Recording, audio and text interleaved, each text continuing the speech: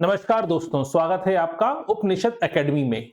दोस्तों, आज हम चर्चा करेंगे हमारे एमबीपीएससी के असिस्टेंट प्रोफेसर के सिलेबस के यूनिट नंबर 1 के पहले टॉपिक से, क्योंकि आज ही से हमारी क्लासेस शुरू हो रही हैं एमबीपीएससी के असिस्टेंट प्रोफेसर एग्जाम 2026 के लिए, जिसकी संभावित तिथि मानी गई है 12 जुलाई। ठीक है, और आज हम शुरुआत करेंगे अपने यूनिट नंबर 1 से। और यूनिट नंबर 1 क्या है? यूनिट नंबर 1 है समाजशास्त्र की प्रकृति, समाजशास्त्र की विषय वस्तु और समाजशास्त्र के परिप्रेक्ष्य। इन 3 बिंदुओं पर चर्चा करेंगे आज के अपने इस टॉपिक में। क्योंकि पहला टॉपिक है, ठीक है, थोड़ा सा लेंथी हो सकता है, क्लासेस थोड़ी लंबी चल सकती है। तो इसका मतलब ये नहीं कि पहली क्लास अगर लंबी चल गई है तो दूसरी क्लास नहीं होगी, दोनों लेक्चर होंगे। ठीक है, दोपहर 3 बजे हमारा लेक्चर हुआ था जिसमें हमने फर्स्ट पेपर के बारे में समझा था। और फर्स्ट पेपर के जो पहली यूनिट है, प्राचीन मध्य प्रदेश के प्राचीन इतिहास से संबंधित प्रागैतिहासिक काल और अर्ध ऐतिहासिक काल को हमने पढ़ा था। तो जिन लोगों ने दोपहर का लेक्चर ज्वाइन नहीं किया था 3 बजे का, वो उसका रिकॉर्डेड वीडियो देख लीजिएगा, अपलोड हो गया है, उसकी पीडीएफ भी अपलोड कर दी गई है। ठीक है, अगर मेरी ऑडियो वीडियो क्लियर है तो प्लीज मैसेज कर दीजिएगा। इस साइड देखिएगा कोने पर, यहां पर या फिर नीचे की तरफ लिखा होगा टाइप हेयर। अगर यहाँ पर टाइप हेयर नहीं लिखा आ रहा है या चैट हेयर लिखा नहीं आ रहा है तो इस साइड में एक कोने पर एक टैप कीजिएगा, तो आपको चैट बॉक्स ओपन हो जाएगा जिसमें आप अपना क्वेश्चन लिखकर पूछ सकते हैं। ठीक है, कोई समस्या है इसमें? जो भी आपका डाउट हो, कोई भी क्वेश्चन हो, वहां पे आप लाइव क्वेश्चन पूछ सकते हैं। ठीक है, और दूसरी महत्वपूर्ण बात, जब हम टॉपिक कवर करेंगे, इस कवर करने के बाद रोज प्रतिदिन हर लेक्चर में जैसे ही लेक्चर पूरा होगा उससे संबंधित 10 प्रश्न एमसीक्यू क्वेश्चन भी यहीं पर सॉल्व कराए जाएंगे। इससे आपको एक आइडिया लग जाता है कि जो हम पढ़ रहे हैं इससे किस प्रकार के प्रश्न पूछे जा सकते हैं। ठीक है, तो अगर मेरा ऑडियो वीडियो क्लियर है, आपको प्रॉपर तरीके से सुनाई दे रहा है, दिखाई दे रहा है, तो चैट बॉक्स में क्लियर लिख दीजिएगा, क्योंकि यही वीडियो आगे जाकर क्या हो जाएगा, रिकॉर्डेड रूप में हो जाएगा। तो बार बार आप देखेंगे तो आपको कोई परेशानी नहीं होगी। धन्यवाद अनिल जी। ठीक है, ऑडियो वीडियो दोनों क्लियर है और उम्मीद है आप सभी ने दोपहर के 3 बजे का लेक्चर कवर किया होगा। चलिए, तो आज हम बिना किसी देरी के शुरुआत करते हैं, क्योंकि लाइव स्ट्रीमिंग होती है, कभी कभी 5-10 मिनट कम ज्यादा हो जाते हैं। ठीक है, लेकिन लेक्चर जो आपको 3 दिए गए हैं, तीनों पूरे कराए जाएंगे। प्रतिदिन कम से कम 3 घंटा, ये कम से कम है। जैसे जैसे हमारा लेक्चर की स्पीड बढ़ती जाएगी, हम दिन में भी लेक्चर रखेंगे, संडे को भी स्पेशल क्लासेस रखेंगे, डाउट सेशन भी रखेंगे, जहां पर आप पुराने पेपर से संबंधित क्वेश्चन भी पूछ लीजिएगा। ठीक है, चलिए तो शुरुआत करते हैं आज के लेक्चर से। नमस्कार सभी लोगों को, गुड इवनिंग, नमस्कार। चलिए, तो आज का टॉपिक है हमारा समाजशास्त्र की विषय वस्तु, समाजशास्त्र की प्रकृति और समाजशास्त्र के परिप्रेक्ष्य। ठीक है, तो आज हम क्या क्या पढ़ेंगे वो हमने पहले ही मेंशन कर दिया है थंबनेल में। तो पहले तो हम देखेंगे समाजशास्त्र क्या है, फिर हम देखेंगे समाजशास्त्र की परिभाषाएं कौन कौन सी दी गई हैं, फिर हम देखेंगे समाजशास्त्र की विषय वस्तु क्या है, सब्जेक्ट मैटर क्या होता है, फिर हम देखेंगे समाजशास्त्र का नेचर क्या है, प्रकृति कैसी है, फिर हम देखेंगे इसके पर्सपेक्टिव क्या है। एक होता है अप्रोच, जिसे हम उपागम कहते हैं, अप्रोच वाला टॉपिक अलग टॉपिक है, यहां बात आ रही है पर्सपेक्टिव की। ठीक है, चलिए तो शुरुआत करते हैं। सबसे पहले, जैसा कि नाम से स्पष्ट है भाई, समाजशास्त्र क्या है, इस पर हम चर्चा कर लेते हैं। अब ऐसा मतलब ये नहीं आपने नेट सेट क्वालिफाई किया है, सीधी सी बात है, एपी की तैयारी कर रहे हैं, ये लेक्चर तो आपने वैसे ही पढ़ा होगा, इसमें कोई नया चीज नहीं है। तो समाजशास्त्र क्या है? पहली बात तो हिंदी में कहते हैं समाजशास्त्र, अंग्रेजी में कहते हैं सोशियोलॉजी। अब ये सोशियोलॉजी जो शब्द है वो 2 शब्दों से मिलकर बना है। एक है लैटिन भाषा का सोशियस और दूसरा है ग्रीक भाषा का लोगस।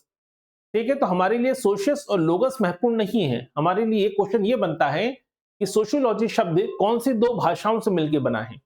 तो सोशियस और लोगोस याद नहीं करना है, हमें याद करना है लैटिन और ग्रीक, इन 2 भाषाओं से मिलकर बना है सोशियोलॉजी। कभी कभी आप देखिएगा सरल से सरल क्वेश्चन गलत सही, अगर कठिन से कठिन क्वेश्चन सही हो जाते हैं और सिंपल क्वेश्चन हमसे गलत हो जाते हैं। तो लैटिन भाषा का सोशियस और ग्रीक भाषा के लोगस से मिलकर बना है सोशियोलॉजी। इसका मतलब क्या होता है? सोशियस का मतलब होता है सोसाइटी और लोगस का मतलब होता है शास्त्र, यानी अध्ययन करने वाला विषय, यानी समाज का अध्ययन करने वाला विषय समाजशास्त्र कहलाता है। क्लियर है? तो यहां से क्वेश्चन क्या बन सकता है? लैटिन भाषा का शब्द है सोशियस और ग्रीक भाषा का शब्द है लोगस। ठीक है, यहां से स्पष्ट हो गया, जैसा कि आपको बॉक्स में दिख भी रहा होगा, सोशियस और लोगस से मिलकर बना है सोशियोलॉजी। अब आती है सोशियोलॉजी की परिभाषा। समाजशास्त्र क्या है, एक शब्द का मतलब तो समझ में आ गया। अब परिभाषाओं की बात आती है और यहीं पे सबसे बड़ा सरदर्द शुरू होता है समाजशास्त्र के स्टूडेंट के सामने, क्योंकि इस टॉपिक में सबसे ज्यादा परिभाषाएं पूछी जाती हैं। लेकिन अगर आप परिभाषा को याद कैसे रखा जाए, बहुत सारे थिंकर ने जिसने भी जो भी समाजशास्त्री है वो समाजशास्त्र की परिभाषा तो देगा ही देगा। तो बहुत सारी परिभाषाएं क्रिएट हो जाती हैं, बहुत सारी परिभाषाएं पैदा हो जाती हैं। तो इसे कैसे याद रखा जाए? ठीक है, ये जानना बहुत जरूरी है। पहले इस कॉन्सेप्ट को थोड़ा समझ लीजिएगा। जब भी हम समाजशास्त्र की बात करते हैं, याद रखिएगा, ठीक है, हम क्या बात कर रहे हैं, हम क्या टॉपिक पढ़ रहे हैं? समाजशास्त्र। इसको थोड़ा सा कॉपी पेन लेके नोट कर लीजिएगा, पूरा सोशियोलॉजी यहीं से कवर हो जाएगा आपका। अगर आपने इसको पढ़ लिया तो आसान हो जाएगा चीजें समझना। ठीक है भाई, सोशियोलॉजी किसकी स्टडी करता है? सोशियोलॉजी अध्ययन करता है समाज का। ठीक है, ये तो हमें मालूम ही है, सोसाइटी की स्टडी करने वाला विषय है। लेकिन अब शुरुआत करते हैं ताकि परिभाषा याद हो जाए, कॉन्सेप्ट पूरा क्लियर हो जाए और कई सारे अप्रोच आएंगे वो भी आपको क्लियर हो जाएंगे। भाई, समाज का मूल इकाई क्या है? समाज की मूल इकाई है व्यक्ति। कौन है? व्यक्ति, यानी पर्सन। यानी जब व्यक्ति और व्यक्तियों के बीच में, यानी दो व्यक्तियों के बीच में क्या होती है? अंतःक्रिया होती है, इंटरेक्शन होता है। क्या होती है? अंतःक्रिया होती है, क्योंकि समाज की मूल इकाई क्या है? व्यक्ति। जब व्यक्तियों के बीच में अंतःक्रिया होगी, उससे क्या बनेंगे? उससे बनते हैं सामाजिक संबंध, सोशल रिलेशन क्रिएट होते हैं, सामाजिक संबंध बनते हैं। यहां तक क्लियर है? अब सामाजिक संबंध से क्या बनता है? सामाजिक संबंधों से समूह बनता है, सामाजिक समूह बनते हैं, सोशल ग्रुप बनते हैं। इन्हीं सामाजिक समूहों से समुदाय बनता है। क्या बनता है? समुदाय बनता है।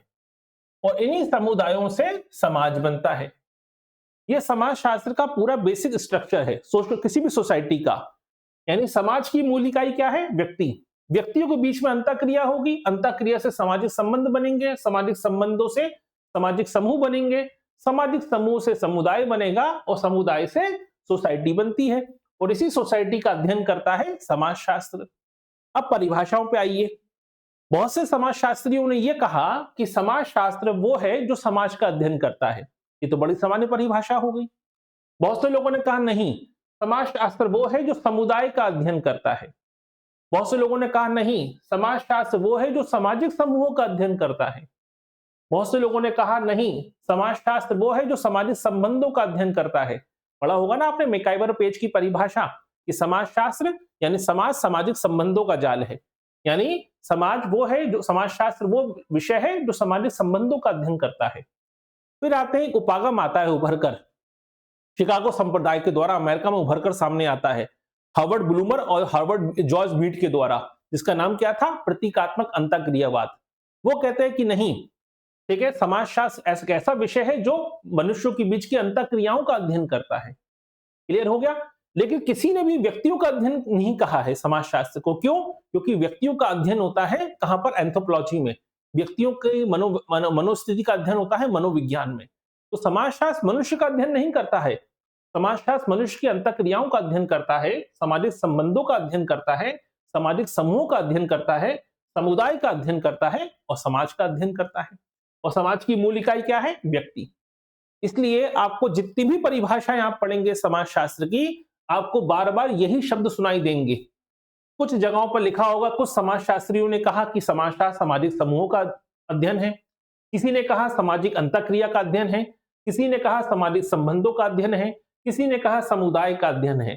कभी कोई ये नहीं कहेगा व्यक्तियों का अध्ययन है, क्योंकि समाजशास्त्र व्यक्ति का अध्ययन नहीं करता। व्यक्ति का अध्ययन करने के लिए एंथ्रोपोलॉजी और साइकोलॉजी है, मनोविज्ञान है।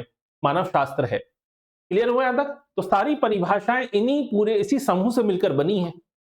ठीक है, अगर ये कॉन्सेप्ट क्लियर हो गया, पूरा समाजशास्त्र इसी पर टिका हुआ है। ठीक है, चलिए अब हम बात करते हैं समाजशास्त्र की परिभाषाओं को इसलिए कहा जाता है कि 4 वर्गों में बांटा गया। पहला वर्ग क्या है? पहला वर्ग है जो अंतःक्रियाओं का अध्ययन करता है। दूसरा वर्ग वो है जो सामाजिक आपके समाज का अध्ययन करता है। तीसरा वर्ग वो है जो सामाजिक संबंधों का अध्ययन करता है। चौथा वर्ग वो है जो समुदाय और सामाजिक समूहों का अध्ययन करता है। इसलिए परिभाषाओं को 4 ग्रुप में बांट दिया गया। तो आपको समझ में आ गया 4 ग्रुप में क्यों बांटा गया है? बहुत सी किताबों में आपने देखा होगा 4 ग्रुप में बांट दिया जाता है परिभाषाओं को। ठीक है, अब आसान हो जाएगा आपके लिए समझना। तो सबसे पहले अंतःक्रियाओं का अध्ययन करता है समाजशास्त्र। मनुष्य के बीच होने वाली अंतःक्रियाओं का अध्ययन करने वाला विषय है। इसके समर्थक कौन कौन से हैं? इसके समर्थक है गिलिन। अब गिलिन की परिभाषा पढ़िए, मनुष्यों के संबंधों से उत्पन्न अंतःक्रियाओं का अध्ययन है। गिन्सबर्ग क्या कहते हैं? समाजशास्त्र मानवीय अंतःक्रियाओं और अंतः संबंधों, उनकी दशाओं, परिणामों का अध्ययन है। जॉर्ज सीमेल कहते हैं समाजशास्त्र मानवीय अंतः संबंधों के स्वरूपों का अध्ययन है। अब आप बताइए, आपको समाज अंतःक्रियाओं वाली परिभाषाओं में पूरी परिभाषाएं पढ़नी है कि आपको केवल विचारकों के नाम मालूम होने चाहिए? अगर आपको विचारकों के नाम भी मालूम हो गए तब भी आप आंसर लगा पाएंगे। क्यों? क्योंकि आपको मालूम है ये सभी लोग वो हैं जो अंतःक्रियाओं के अध्ययन को समाजशास्त्र कहते हैं। इसलिए इनकी परिभाषाओं में जब भी अंतःक्रिया शब्द आएगा, यानी इनकी परिभाषा क्या हो जाएगी आपको मालूम पड़ जाएगी। क्लियर हुआ तक? अगर सामाजिक संबंधों वाला कोई विचारक इसमें होगा तो आप समझ जाएंगे ये तो सामाजिक संबंधों वाला विचारक है। इसलिए लोग कभी पूरी परिभाषा नहीं पढ़ते, कीवर्ड को पढ़ लेते हैं या समूहों को पढ़ लेते हैं। तो यहां से क्वेश्चन बन सकता है सामाजिक अंतःक्रियाओं का अध्ययन किस किसने कहा है? गिलिन ने, गिन्सबर्ग ने, जॉर्ज सीमेल ने। ये वो समाजशास्त्री हैं जो सामाजिक अंतःक्रियाओं के अध्ययन को समाजशास्त्र मानते हैं। या समाजशास्त्र क्या है? सामाजिक अंतःक्रियाओं का अध्ययन करने वाला विषय के रूप में देखते हैं। ठीक है, फिर आते हैं समाज का अध्ययन करने वाला, जो सबसे पहली चीज याद रखिएगा, क्योंकि समाज सर्वोपरि है, जैसा कि दुर्खिम ने कहा था। यहां तक क्लियर सभी को? कोई भी डाउट हो, क्वेश्चन हो, पूछ लीजिए। कोई भी डाउट हो पूछ लीजिए, नहीं समझ में आ रहा हो पूछ लीजिए सभी लोग। ठीक है, आ रहा है तो उसमें लिख दीजिए ओके, नहीं आ रहा है तो बताइए क्या समस्या आ रही है, क्या नहीं आया समझ में। अभी हमने कोई रट्टा मारने वाली चीज शुरू नहीं करी। हम पीपीटी पीडीएफ पढ़ना नहीं है हमें। ठीक है, ऐसा नहीं है कि हमने 50 पेज की पीडीएफ बनाई पढ़ पढ़ के आपको सुना दी। आप कोई बच्चे नहीं है, आपको पीडीएफ सुनाई जाएगी। आपको बताया जाएगा कि सोशियोलॉजी है क्या, कॉन्सेप्ट को क्लियर किया जाएगा। इसलिए पीडीएफ पढ़ना नहीं है हमें। पीडीएफ में जो लिखा गया है वो महत्वपूर्ण नहीं है, जो समझाया जा रहा है वो पढ़िए। बहुत आसान है सब्जेक्ट है समाजशास्त्र, अगर अच्छे से और सरल परिभाषा में समझा जाए तो। ठीक है, चलिए अब देखते हैं। अभी तो हमने देखा कि अंतःक्रियाओं का अध्ययन करने वाला विषय कहा समाजशास्त्र को बहुत से समाजशास्त्रियों ने। अब कहते हैं कि समाजशास्त्र समाज का अध्ययन करने वाला विषय है, तो इसके समर्थक कौन कौन है? वो है वार्ड। ठीक है, अब वार्ड की परिभाषा क्या है? समाजशास्त्र समाज का विज्ञान है। ये शब्द तो ये परिभाषा कई बार एग्जाम में आ चुकी है, इसको अंडरलाइन कर लीजिए, आईएमपी लिख लीजिए। ठीक है, याद रखिए ये परिभाषा कई बार आ चुकी है कि समाजशास्त्र समाज का विज्ञान है, यानी समाज का अध्ययन करने वाला एक वैज्ञानिक विषय है। गिडिंग्स कहते हैं समाजशास्त्र समाज का वैज्ञानिक अध्ययन है, विज्ञान नहीं है, साइंटिफिक स्टडी है। अब दोनों में अंतर है। ये कहते हैं समाजशास्त्र समाज का विज्ञान है, यानी सब विषय को विज्ञान मानते हैं, जबकि गिडिंग्स वैज्ञानिक पद्धति की बात कर रहे हैं कि समाजशास्त्र समाज का वैज्ञानिक अध्ययन है, यानी पद्धति को मान रहे हैं। समाजशास्त्र को विज्ञान नहीं कहते हैं गिडिंग्स। ओडम क्या कहते हैं? समाजशास्त्र वह विज्ञान है जो समाज का अध्ययन करता है, यानी एक ऐसा विषय जो समाज का अध्ययन करता है, एक ऐसा विज्ञान है समाजशास्त्र। तो कभी कभी तीनों परिभाषाओं में कंफ्यूजन पैदा हो जाता है कि किसने क्या कहा, क्योंकि सभी की परिभाषाओं में विज्ञान शब्द का इस्तेमाल हो रहा है। तो तीनों ही समाज की स्टडी को समाजशास्त्र मानते हैं। तो वार्ड ने क्या कहा? समाज का विज्ञान है। गिडिंग्स ने क्या कहा? समाज का वैज्ञानिक अध्ययन है। ओडम ने क्या कहा? विज्ञान ऐसा विज्ञान है जो अध्ययन करता है, यानी देखा जाए तो अध्ययन और विज्ञान, यानी गिडिंग्स और वार्ड दोनों की परिभाषा को मिला दिया ओडम ने अपनी परिभाषा में। डेविस क्या कहते हैं? समाजशास्त्र मानव व्यवहार का अध्ययन है, ह्यूमन स्टडी, ह्यूमन बिहेवियर का। अब देखिए यहां पर चेंज हो जाती है। यहां बात हो रही थी समाज का अध्ययन, अचानक से किंग्सले डेविस उभर कर सामने आते हैं और कहते हैं मानव व्यवहार का अध्ययन है। ऐसा कि क्यों? जबकि मानव व्यवहार का अध्ययन तो साइकोलॉजी में होता है। क्लियर है? इसका मतलब किंग्सले डेविस की परिभाषा क्या हो जाती है, अपने आप में यूनिक हो जाती है, क्योंकि वो आपके जो एक परिपाटी चली आ रही है उससे अलग हटके परिभाषा देते हैं। जबकि हम सब जानते हैं कि ह्यूमन बिहेवियर की स्टडी साइकोलॉजी में होती है, समाजशास्त्र में नहीं होती है। लेकिन किंग्सले डेविस कहते हैं कि नहीं, समाजशास्त्र क्या है, मानव व्यवहार का अध्ययन है। इसी कारण से इनकी परिभाषा एग्जाम में अलग से पूछ ली जाती है। ठीक है, अब आते हैं तीसरे वो लोग। हमने पढ़ा था ना कि भाई समाजशास्त्र में क्या क्या परिभाषा में क्या क्या आएगा, अंतःक्रिया, संबंध, समूह, समुदाय, समाज। तो अंतःक्रिया का अध्ययन कौन करता है, वो बात हो गई। अध्ययन अंतःक्रिया का अध्ययन करने वाला जो विचारक है, दूसरे विचारक वो भी हमने देख ली जो समाज के अध्ययन को समाजशास्त्र मानते हैं। तीसरे विचारक वो हैं जो सामाजिक संबंधों के अध्ययन को समाजशास्त्र मानते हैं। इनका मानना यह है कि समाजशास्त्र सामाजिक संबंधों का अध्ययन करने वाला विषय है। तो इनकी सारी परिभाषाओं में क्या शब्द आएगा, सामाजिक संबंध, सोशल रिलेशन शब्द का इस्तेमाल होगा। जैसे मैकाइवर, समाजशास्त्र सामाजिक संबंधों का विषय है। वॉनविस, सामाजिक संबंध ही समाजशास्त्र की विषय वस्तु है। ग्रीन, समाजशास्त्र मनुष्य के सभी सामाजिक संबंधों का सामान्यीकरण और संकलन करने वाला विज्ञान है या विषय है। क्लियर हुआ यहां तक? तो आपको मालूम है कि जब भी सामाजिक संबंध की बात आएगी तो हमें तीन विचारकों के नाम याद होने चाहिए, मैकाइवर, वॉनविस और ग्रीन्स। अंतःक्रिया की बात आएगी तो आपको मालूम है कौन से विचारक पढ़ने हैं। समाज के अध्ययन की बात आएगी तो आपको मालूम है चार विचारक कौन से पढ़ने हैं। इससे आपको बहुत सारी परिभाषा याद नहीं करनी पड़ती, आप लॉजिक लगा लेते हैं चार ऑप्शन में से। ठीक है, अब आते हैं वो लोग जो सामाजिक समूह के अध्ययन को समाजशास्त्र कहते हैं, क्योंकि अंतःक्रिया जब हम करते हैं तो सामाजिक संबंध बनते हैं और सामाजिक संबंधों से सामाजिक समूह बनते हैं, सोशल ग्रुप बनते हैं। वो लोग जो सामाजिक समूह के अध्ययन को समाजशास्त्र कहते हैं या समाजशास्त्र में सामाजिक समूहों के अध्ययन को अहम मानते हैं, वो कौन है, वो है जॉनसन। जॉनसन कहते हैं कि समाजशास्त्र सामाजिक समूहों का अध्ययन है। फ्लेमिंग कहते हैं कि समाजशास्त्र समूह में लोगों का व्यवस्थित और वैज्ञानिक अध्ययन है। बोगार्डस कहते हैं कि समूह के सदस्यों के सामाजिक संबंधों का अध्ययन है। अब देखिए, समूहों के सदस्यों में सामाजिक संबंधों का, अभी आपने चार्ट पढ़ा था, व्यक्तियों के बीच में क्या होगी, अंतःक्रिया होगी। अंतःक्रिया से क्या बनेंगे, सामाजिक संबंध बनेंगे। सामाजिक संबंध से क्या बनेंगे, सामाजिक समूह बनेंगे। इसका मतलब बोगार्डस ने अपनी परिभाषा में सामाजिक संबंध और सामाजिक समूह दोनों को शामिल कर लिया, क्योंकि सामाजिक समूह बनते किससे हैं, सामाजिक संबंधों से बनते हैं। इसलिए बहुत सारी परिभाषा याद नहीं करनी पड़ती है आपको केवल लॉजिक लगाना पड़ता है कि इसमें किस बात पर फोकस हो रहा है, ये सारी परिभाषाएं बनी कहां से हैं। तो अगर आपने जो चार्ट मैंने भी आपको ड्रॉ करके बताया था, वो चार्ट अगर आपने याद कर लिया तो आप सारी परिभाषाओं को बना सकते हैं, यहां तक कि अपनी परिभाषा भी गढ़ सकते हैं कि समाजशास्त्र क्या है। समाजशास्त्र मानवीय अंतःक्रियाओं, सामाजिक संबंधों, सामाजिक समूहों, समुदायों का अध्ययन करने वाला विषय है। आपने खुद की परिभाषा बना ली, क्योंकि आपको चार बातें क्लियर हो गई कि समाज बनता कैसे है। समाज बनता है व्यक्ति से, इसलिए समाज की मूल इकाई क्या है, व्यक्ति है। क्लियर यहां तक? तो ये हो गई परिभाषाएं। अब कुछ परिभाषाएं ऐसी होती हैं जो अलग हटके होती हैं, जिनका सामाजिक संबंधों से, समूह से कोई लेना देना नहीं है। ये ऐसे विचारक हैं जिन्होंने अपने स्तर पे परिभाषाएं गढ़ी हैं समाजशास्त्र की, जैसे किम्बॉल यंग। इनका नाम कई बार आप सुनने को मिलेगा जब हम सामाजिक अनुसंधान और प्रारूप वाला टॉपिक देखेंगे।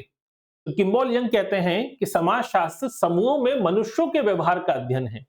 अब देखिएगा, मानव व्यवहार का अध्ययन किंग्सले डेविस ने भी कहा था और किम्बॉल यंग भी यही कह रहे हैं कि समूहों में व्यक्ति के व्यवहार का अध्ययन करना या अध्ययन करने वाला विषय है समाजशास्त्र। ठीक है, दुर्खिम की परिभाषा तो हम सब जानते हो। दुर्खिम का ये कॉन्सेप्ट हम बहुत डिटेल में पढ़ेंगे दुर्खिम वाले टॉपिक में, यूनिट नंबर 3 में। दुर्खिम कहते हैं, कौन सी किताब लिखी, the rules of sociological method, 1895 में ये किताब आई थी। ये किताब से भी डायरेक्ट क्वेश्चन पूछा जा चुका है, ये प्रश्न भी पूछा जा चुका है। ये किताब पब्लिश कब हुई थी, 1895 में पब्लिश हुई थी। और इस किताब में इन्होंने ये कहा कि समाजशास्त्र सामूहिक प्रतिनिधानों या समाज और सामूहिक तथ्यों का विज्ञान है। अब सोशल फैक्ट और सामाजिक चेतना, सामूहिक चेतना, कलेक्टिव कॉन्शसनेस, ये दोनों अवधारणाएं किसने दी है, दुर्खिम ने दी हैं। तो अगर ये परिभाषा आ जाए तो आपसे गलत नहीं होगा, क्योंकि आपको मालूम है कि सामाजिक तथ्य की अवधारणा और सामूहिक चेतना की अवधारणा दोनों किसने दी है, या के दुर्खिम ने दी है। तो बड़े बड़े सिद्धांतकारों की परिभाषाओं में उनके सिद्धांत छुपे होते हैं, इसलिए परिभाषाएं गलत नहीं होती। पेरेटो क्या कहते हैं, पेरेटो ने किताब लिखी माइंड एंड सोसाइटी। याद रखिएगा, एक किताब है हार्वर्ड मीड की, माइंड, सेल्फ एंड सोसाइटी। गलती मत कर दीजिएगा, ये माइंड एंड सोसाइटी है जो पेरेटो ने लिखी है, जिसमें इन्होंने कहा कि समाजशास्त्र अतार्किक क्रियाओं का अध्ययन करने वाला विज्ञान है। आपने पढ़ेंगे भी, हम जब पेरेटो पढ़ेंगे तो दो प्रकार की क्रियाओं की बात करी है, तार्किक और अतार्किक। तो इनका कहना यह है कि समाजशास्त्र अतार्किक क्रियाओं का अध्ययन करने वाला विषय है। तो हमें पूरी परिभाषा पढ़नी ही नहीं है, हमें तो मालूम है कि पेरेटो ने बड़ा महत्वपूर्ण सिद्धांत दिया है, तार्किक और अतार्किक क्रियाओं का सिद्धांत दिया है। अतार्किक क्रियाओं का अध्ययन करने वाला विषय कहते हैं कौन? पेरेटो। अब इस दौरान हमें कई सारी किताबें भी सुनने को मिलती हैं। The rules of sociological method के लेखक कौन है? द माइंड एंड सोसाइटी पुस्तक के लेखक कौन है? माइंड, सेल्फ एंड सोसाइटी पुस्तक के लेखक कौन है? इसलिए कहते हैं अच्छे से नोट्स बनाइए। ठीक है, मार्केट से भारी पैमाने पर किताबें पड़ी हैं मार्केट में, और खासकर मध्य प्रदेश में समस्या है, क्योंकि मध्य प्रदेश में ये वैकेंसियां हर साल नहीं आती। तो कई सारी रामबाण किताबें निकल के आती हैं, ऐसे ऐसे लोग भी किताबें लिख रहे हैं जिनका समाजशास्त्र से कोई वास्ता ही नहीं है। ठीक है, वो ऐसे ऐसे पब्लिकेशन इंदौर में बैठे हुए हैं जो कॉपी पेस्ट करके विकिपीडिया से किताबें छाप देते हैं। और एमपी में सबसे बड़ी समस्या स्टूडेंट की है कि वो सब कुछ पका पकाया चाहता है। वो चाहता है कि लिखना बना पड़े, कुछ ना करना पड़े, सब कुछ बना बनाया मिल जाए। इसलिए आपने देखा होगा सिविल सर्विस की तैयारी करने वाले जो स्टूडेंट होंगे, इंदौर में रहते हैं, भंवरकुआं में, या मध्य प्रदेश में एमपी नगर में पढ़ते हैं, भोपाल में, ज्यादातर नोट्स लेके ही घूमते रहते हैं। उनके पास बहुत सारे नोट्स होते हैं अलग अलग कोचिंग के, क्योंकि वो मेहनत नहीं करना चाहते, वो सब कुछ बना बनाया चाहते हैं। इसलिए ऐसी ब्राह्मण किताबों से बचिएगा, ऑथेंटिक किताब पढ़िएगा, ऑथेंटिक तरीके से नोट्स बनाइएगा। ठीक है, धीरे धीरे आपका आराम से 30 अप्रैल को सिलेबस कवर हो जाएगा, ये गारंटी है। ठीक है। कोई भी डाउट हो, क्वेश्चन हो, पूछिए। तो ये समाजशास्त्र की परिभाषाएं तो आपको स्पष्ट हो गई। इसके अलावा सी राइट मिल्स, जाने माने विचारक समाजशास्त्री, इनकी परिभाषा बड़ी फेमस परिभाषा है। वो कहते हैं कि समाजशास्त्रीय परिकल्पना को आवश्यक आधार बताया। भाई इनके परिभाषा किसने? समाजशास्त्र। तो परिभाषा पे फोकस नहीं किया, एक शब्द पे बड़ा फोकस किया है। तो यही शब्द से एग्जाम में कई बार क्वेश्चन बना है कि समाजशास्त्र को अध्ययन करने वाले विषय की तरफ मत देखिए, समाजशास्त्र क्राफ्ट है। जैसे होता है ना, एक कला होती है, क्राफ्ट होता है। यही कारण है क्वेश्चन बनता है कि समाजशास्त्र क्या है? एक क्राफ्ट है, एक शिल्प है। ये किसने कहा है? ये सी राइट मिल्स ने कहा है। ये स्टेटमेंट, ये शब्द का इस्तेमाल कई बार एग्जाम में पूछा गया है कि समाजशास्त्र एक क्राफ्ट है। किसने कहा है? सी राइट मिल्स ने कहा है। फिर आते हैं अगस्त काम्टे, जो समाजशास्त्र के जनक हैं। ठीक है, वैसे तो अगस्त काम्टे टॉपिक के रूप में भी हैं, आपके सिलेबस में थिंकर में शामिल नहीं किया गया है, यूजीसी नेट में थिंकर में शामिल है।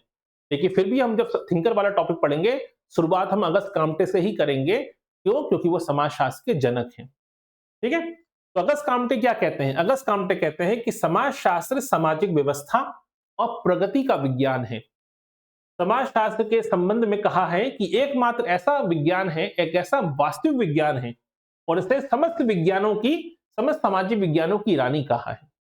अब कोई व्यक्ति जिस सब्जेक्ट का जनक है, वो तो अपने सब्जेक्ट की वाहवाही तो करेगा ही करेगा, स्वाभाविक सी बात है, बड़ा चढ़ाकर पेश करेगा। तो वही काम अगस्त काम्टे ने भी किया है। अगस्त काम्टे कहते हैं कि समाजशास्त्र रियलिस्टिक साइंस है, अपने आप में वास्तविक विज्ञान है, क्योंकि वो रियलिटी का स्टडी करता है। दूसरा, सभी सामाजिक विज्ञानों की रानी कहा है। यहीं से क्वेश्चन बनता है कि समाजशास्त्र को सामाजिक विज्ञानों की रानी किसने कहा है? अगस्त काम्टे ने कहा है। क्लियर है? अब ऐसी परिभाषा वाले क्वेश्चन अगर गलत होने लगे, फिर तो पेपर हाथ से निकल जाएगा। तो ऐसे क्वेश्चन गलत नहीं होने चाहिए।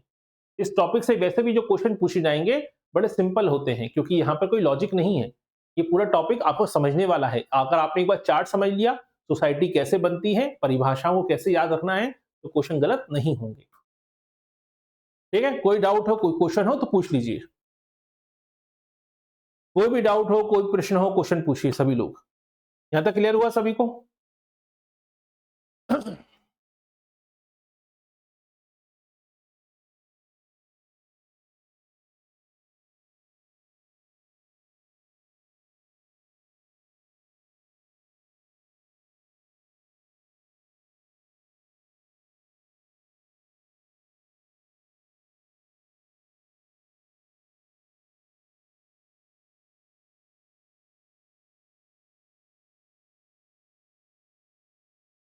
ठीक है, चलिए अब आते हैं समाजशास्त्र में, और भी डिटेल में चलना शुरू करते हैं। अब आते हैं वो लोग जो समाजशास्त्र से जुड़े रहे और समाजशास्त्र की जो नींव रखी जा रही थी उस दौरान अपना योगदान दे रहे थे। ठीक है, सबसे पहले हम बात करते हैं एलेक्स इंकल्स से। इनकी किताब से क्वेश्चन पूछा गया है, और इन्होंने जो परिभाषा दी वो काफी विस्तृत परिभाषा है, क्योंकि इनकी परिभाषा में कई सारे घटक शामिल हैं। तो पहली चीज तो आपको एलेक्स इंकल्स के विचार मालूम होने चाहिए। ज्यादातर लोग क्या करते हैं, वो यूनिट नंबर 3 में जो थिंकर वाला पोर्शन है अभी एमबीपीएससी के असिस्टेंट प्रोफेसर के पाठ्यक्रम में, तो यूनिट 3 में जितने थिंकर हैं उतने थिंकर पढ़ के चले जाते हैं। लेकिन पेपर बनाने वाला जो है, वो याद रखिए वो स्कॉलर है, वो पीएचडी होल्डर है, वो 25-30 साल का एक्सपीरियंस है, उसने हजारों किताब पढ़ी है सोशियोलॉजी की। वो कभी-कभी आपके पाठ्यक्रम से बाहर निकल कर भी थिंकरों से क्वेश्चन पूछ लेता है। तो यूनिट नंबर 3 में जो थिंकर हैं वो तो पढ़ने ही पढ़ने हैं आपको, लेकिन साथ में कुछ और भी थिंकर अगर बीच-बीच में आते हैं तो उनको भी पढ़ते रहिएगा। बात हम करते हैं एलेक्स इंकल्स ने, तो बड़ी फेमस किताब है इनकी, व्हाट इज सोशियोलॉजी। ये क्वेश्चन पूछा जा चुका है। अगर आप 2018 वाला पेपर देखेंगे जो ऑनलाइन हुआ था, आपके पास नहीं है तो उसको अपलोड कर दिया जाएगा एप्लीकेशन पर। तो 2018 वाला जो देखिएगा पेपर, उसमें भी ये क्वेश्चन पूछा गया था। 2017 में जो एमपी सेट का पेपर हुआ था, उसमें भी ये क्वेश्चन पूछा गया था कि व्हाट इज सोशियोलॉजी पुस्तक के लेखक कौन है, एलेक्स इंकल्स हैं। समस्या कब आती है? समस्या तब आती है जब एक ही किताब को एक ही शीर्षक के नाम से दो लोग किताब लिख दे, तब समस्या पैदा होती है। तो व्हाट इज सोशियोलॉजी नॉर्बर्ट इलिनॉस ने भी लिखी हुई है, तो नॉर्बर्ट इलिनॉस के द्वारा भी लिखी गई किताब है और एलेक्स इंकल्स के द्वारा भी लिखी गई किताब है। लेकिन टेंशन मत लीजिए, कभी भी दोनों थिंकर एक साथ नहीं पूछेंगे, लेकिन 99% संभावना है एलेक्स इंकल्स से ही क्वेश्चन बनता है। तो व्हाट इज सोशियोलॉजी नाम की किताब लिखी और समाजशास्त्र की जितनी भी परिभाषाएं हैं, इन परिभाषाओं को 3 कैटेगरी में बांट दिया। ठीक है, 3 भागों में विभाजित कर दिया। किसने? एलेक्स इंकल्स ने। ठीक है, क्लियर यहां तक? पहली परिभाषा में क्या कहा इन्होंने? इन्होंने कहा कि पहली बात तो समाजशास्त्र क्या है? समाज के अध्ययन करने वाला विषय है। दूसरा, संस्थाओं का अध्ययन करने वाला विषय है और तीसरा, सामाजिक संबंधों का अध्ययन करने वाला विषय है। यानी समाजशास्त्र में जितनी भी परिभाषाएं हैं, उन्हें अगर देखा जाए तो 3 बातों पर अध्ययन करता है समाजशास्त्र। यानी वो समाज का अध्ययन करता है, संस्थाओं का अध्ययन करता है और सामाजिक संबंधों का अध्ययन करता है। अब पेपर कैसे बनेगा? पहला क्वेश्चन तो यही बनेगा कि व्हाट इज सोशियोलॉजी पुस्तक के लेखक कौन है? एलेक्स इंकल्स हैं। पहला क्वेश्चन बन गया। दूसरा, एलेक्स इंकल्स के अनुसार समाजशास्त्र किस विषय का अध्ययन करता है या समाजशास्त्र की विषय वस्तु में क्या शामिल है? पहली बात, समाजशास्त्र की विषय वस्तु में शामिल है समाज का अध्ययन, सामाजिक संबंधों का अध्ययन और सामाजिक संस्थाओं का अध्ययन। इन 3 बातों पर जोर दिया है एलेक्स इंकल्स ने। ठीक है, अब आते हैं समाजशास्त्र की विषय वस्तु पर। यह हो गया परिभाषा, यह हो गया समाजशास्त्र का अर्थ। अब हम बात करते हैं विषय वस्तु। और विषय वस्तु की बात आती है तो भाई क्या होता है विषय वस्तु? कि हम किस सीमा तक अध्ययन करते हैं, किन किन बातों का अध्ययन करते हैं समाजशास्त्र में, यही तो उसकी विषय वस्तु होती है। ठीक है, अब यहाँ पे एलेक्स इंकल्स ने, जैसा कि हम जानते हैं, व्हाट इज सोशियोलॉजी नाम की किताब लिखी और उसमें यह कहा कि समाजशास्त्र, याद रखिएगा, परिवर्तनशील समाज का अध्ययन करता है। यहाँ पे एक शब्द आ गया, ठीक है, परिवर्तनशील समाज का अध्ययन करता है। अब यहीं से कथन कारण का आपने देखा होगा, कई बार स्टेटमेंट वाले क्वेश्चन पूछे जाते हैं। अब कथन पूछा गया कि समाजशास्त्र परिवर्तनशील समाज का अध्ययन करता है, ये कथन किसका है? तो ये कथन किसका है? एलेक्स इंकल्स का है। कौन सी किताब लिखी? व्हाट इज सोशियोलॉजी लिखी। मैं पहले भी कहा था, हम अनावश्यक नहीं पढ़ेंगे, जो पैटर्न है एग्जाम में पूछे जाने का, हम उस पैटर्न के अकॉर्डिंग पढ़ेंगे। ठीक है, इसलिए जो एलेक्स इंकल्स ये कहते हैं कि समाजशास्त्र के अध्ययन की कोई सीमा निर्धारित नहीं हो सकती। क्यों नहीं हो सकती? क्योंकि वो तो परिवर्तनशील है, लगातार सोसाइटी चेंज होती रहती है। तो ऐसे में आप बने बनाए सिद्धांतों को नहीं बना सकते, वो तो चेंज होते रहेंगे। आप किसी भी स्टडी कर रहे हैं सोसाइटी का, और वो हर 5 साल में 10 साल में समाज चेंज होता रहता है। आप देखिए, मिलेनियल्स की सोच अलग थी, जेनजी की सोच अलग है, अल्फा जेनजी अल्फा की सोच अलग है, और अब जेनजी बीटा आ चुके हैं, उनकी सोच अलग होगी। यानी सोसाइटी चेंज होती रहती है, तो समाजशास्त्र के अध्ययन को आप किसी भी सीमा रेखा में बांध नहीं सकते कि समाजशास्त्र केवल इतना ही अध्ययन करता है, ऐसा नहीं है। बदलती हुई सोसाइटी का अध्ययन करने वाला विषय है, इसलिए उसको आप किसी सीमा में बांध नहीं सकते। ये विचार किसने रखा? समाजशास्त्र की विषय वस्तु के संदर्भ में एलेक्स इंकल्स ने लिखा। और विषय वस्तु का मतलब होता है कि हम किन किन क्षेत्रों का अध्ययन कर सकते हैं। एलेक्स इंकल्स इसी बात का विरोध करते हैं कि आप जब आप विषय वस्तु में बांधने की कोशिश करते हैं तो समाजशास्त्र को बांध नहीं पाएंगे, क्योंकि समाजशास्त्र तो परिवर्तनशील समाज का अध्ययन करने वाला विषय है। इसलिए ये स्टेटमेंट एग्जाम में क्वेश्चन पूछा जाता है। लेकिन फिर भी क्या हुआ? लेकिन ऐसा तो है नहीं कि आप समाजशास्त्र को बांट नहीं सकते, बांधना तो पड़ेगा ना, नहीं तो समस्या क्या आएगी, एक विषय का दर्जा कैसे प्राप्त होगा। ठीक है, जो अगस्त काम्टे का सपना है समाजशास्त्र को एक प्रकृति विज्ञान बनाने का, वो कैसे पूरा होगा? तो विषय वस्तु में तो बांधना तो पड़ेगा। इसलिए कुछ विचारकों ने कोशिश करी, उनमें सबसे महत्वपूर्ण विचारक हैं गिन्सबर्ग। ठीक है, दुर्खिम है, गिन्सबर्ग है, इन लोगों ने कोशिश करी विषय वस्तु में बांधने की समाजशास्त्र को। और समाजशास्त्र की विषय वस्तु को बांधने के लिए इन्होंने 4 भागों में बांटा समाजशास्त्र को। इनका कहना यह था कि समाजशास्त्र इन 4 स्वरूपों में बंधा हुआ है।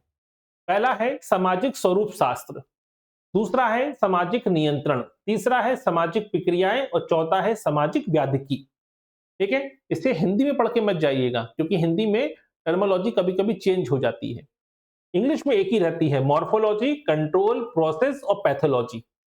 इन 4 कैटेगरी में बांटा है, यानी समाजशास्त्र इसी 4 कैटेगरी में बंधा हुआ है और इन्हीं 4 विषय वस्तुओं में शामिल चीजों का अध्ययन करने वाला विषय है, वो यही इसकी विषय वस्तु है। थोड़ा सा डिटेल में समझ लेते हैं। ठीक है, सबसे पहला क्या है? मॉर्फोलॉजी। ठीक है, मॉर्फोलॉजी का मतलब क्या है कि समाज के आकार और स्वरूप को निश्चित करने वाली जो विशेषताएं हैं, जैसे किसी भी समाज की जनसंख्या है, किसी भी समाज का आकार कैसा है, वहां पे सामाजिक संरचना कैसी है, इन सब का अध्ययन करना समाजशास्त्र का पहला विषय वस्तु बन जाती है। दूसरा है सामाजिक नियंत्रण। भाई इतनी बड़ी जनसंख्या है, जैसे भारत की आबादी 140 करोड़ है, दुनिया की सबसे अधिक आबादी वाला देश है भारत। तो भाई पूरे भारत में 140 करोड़ आबादी को कंट्रोल करने वाली ताकत भी होगी। वो ताकत क्या है? वो है जनरीति, प्रथा, परंपरा, कानून, ठीक है, धर्म, ये सब क्या है? नैतिकता। ये पूरी 140 करोड़ आबादी को कंट्रोल करती है। तो आपने 140 करोड़ आबादी को, डेंसिटी को, उसको स्टडी किया, ये समाजशास्त्र की विषय वस्तु है। उस जनसंख्या को नियंत्रित करने वाली जो प्रथाएं हैं, मानदंड हैं, कानून हैं, रुचियां हैं, नैतिकता है, उनका अध्ययन भी किया आपने समाजशास्त्र की विषय वस्तु में, वो बन गया सामाजिक नियंत्रण। ठीक है, गिन्सबर्ग कहते हैं तीसरा है सोशल प्रोसेस। भाई 140 करोड़ आबादी रहती है तो स्वाभाविक सी बात है वहां पर सहयोग भी होगा, संघर्ष भी होगी, प्रतिस्पर्धा भी होगी, यानी सोशल प्रोसेस भी होगा, सामाजिक घटनाएं भी घटेंगी, सामाजिक क्रियाएं भी होगी। तो उसका अध्ययन भी कौन करेगा? उसका अध्ययन भी समाजशास्त्र करेगा। और चौथा है सामाजिक व्याधिकी। 140 करोड़ आबादी रहती है तो क्या सभी पढ़े लिखे हैं? नहीं, बहुत से लोग जाहिल भी हैं, अनपढ़ भी हैं। क्या सभी लोग शिक्षित हैं? नहीं, बहुत से लोग कहीं ना कहीं अशिक्षित भी हैं। क्या सभी लोग समझदार हैं? नहीं। तो 140 करोड़ की आबादी में बहुत से लोग ऐसे भी होंगे जो क्या करेंगे, जो अपराध, बाल अपराध, निर्धनता, बेकारी, बेरोजगारी, सामाजिक विखंडन से जुड़े होंगे। ठीक है, तो समाज के लिए कहीं ना कहीं वो हानिकारक भी होंगे। तो समाजशास्त्र की विषय वस्तु में इसका अध्ययन भी जरूरी है।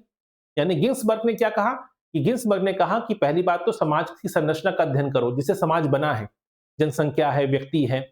दूसरा, उस व्यक्तियों को, समाज को नियंत्रित करने वाली प्रथाओं, परंपराओं, रीति रिवाजों का अध्ययन करो, समाज को नियंत्रित करती हैं। तीसरा, समाजशास्त्र की विषय वस्तु में और क्या शामिल है?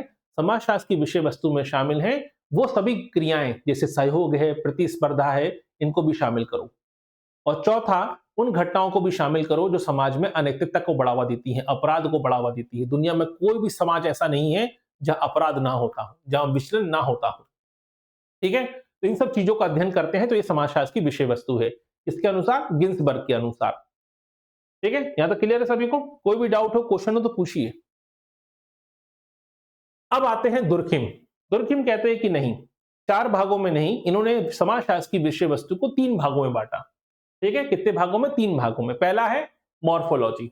मॉर्फोलॉजी मतलब समाज को आकार देने वाली, समाज की संरचना को निर्मित करने वाले जो घटक हैं, उसका अध्ययन करने वाला, उसकी अध्ययन करने की विषय वस्तु शामिल होना चाहिए समाजशास्त्र में। क्लियर है? यानी जिन चीजों से समाज बनता है उसका अध्ययन करता है समाजशास्त्र। दूसरा, सोशल फिजियोलॉजी, यानी वो तत्व जो समाज का निर्माण करते हैं, समाज को नियंत्रित करते हैं, परिवार है, धर्म है, नैतिकता है, प्रथाएं हैं, ठीक है, उसका अध्ययन भी समाजशास्त्र में होना चाहिए। और तीसरा है जनरल सोशियोलॉजी, यानी समाज में घटित होने वाली सभी क्रियाएं, जो समूह हैं, संस्थाएं हैं, ठीक है, इन सब का अध्ययन भी समाजशास्त्र में होना चाहिए। यानी 3 भागों में बांटा, यहीं से हमारा क्वेश्चन बनता है। इसलिए हिंदी पढ़ के मत जाइएगा, अंग्रेजी भी पढ़ लीजिएगा। ठीक है, मॉर्फोलॉजी, फिजियोलॉजी और जनरल सोशियोलॉजी, 3 पार्ट्स में बांटा है विषय वस्तु को। नहीं समझ में आ रहा विषय वस्तु तो पूछ लीजिए। ठीक है, जो भी अभी तक हमने पढ़ा है, अगर उसमें आपको कोई भी डाउट है, कोई भी क्वेश्चन हो तो पूछ लीजिए कि गिन्सबर्ग क्या कहना चाहते हैं और दुर्खिम ने क्या कहा है। दुर्खिम ने कुछ अलग से विचार नहीं रखा है या गिन्सबर्ग ने कोई अलग से विचार नहीं रखा है। ठीक है, बड़ा सामान्य सी बात रखी है कि समाजशास्त्र को किन किन बातों का अध्ययन करना चाहिए।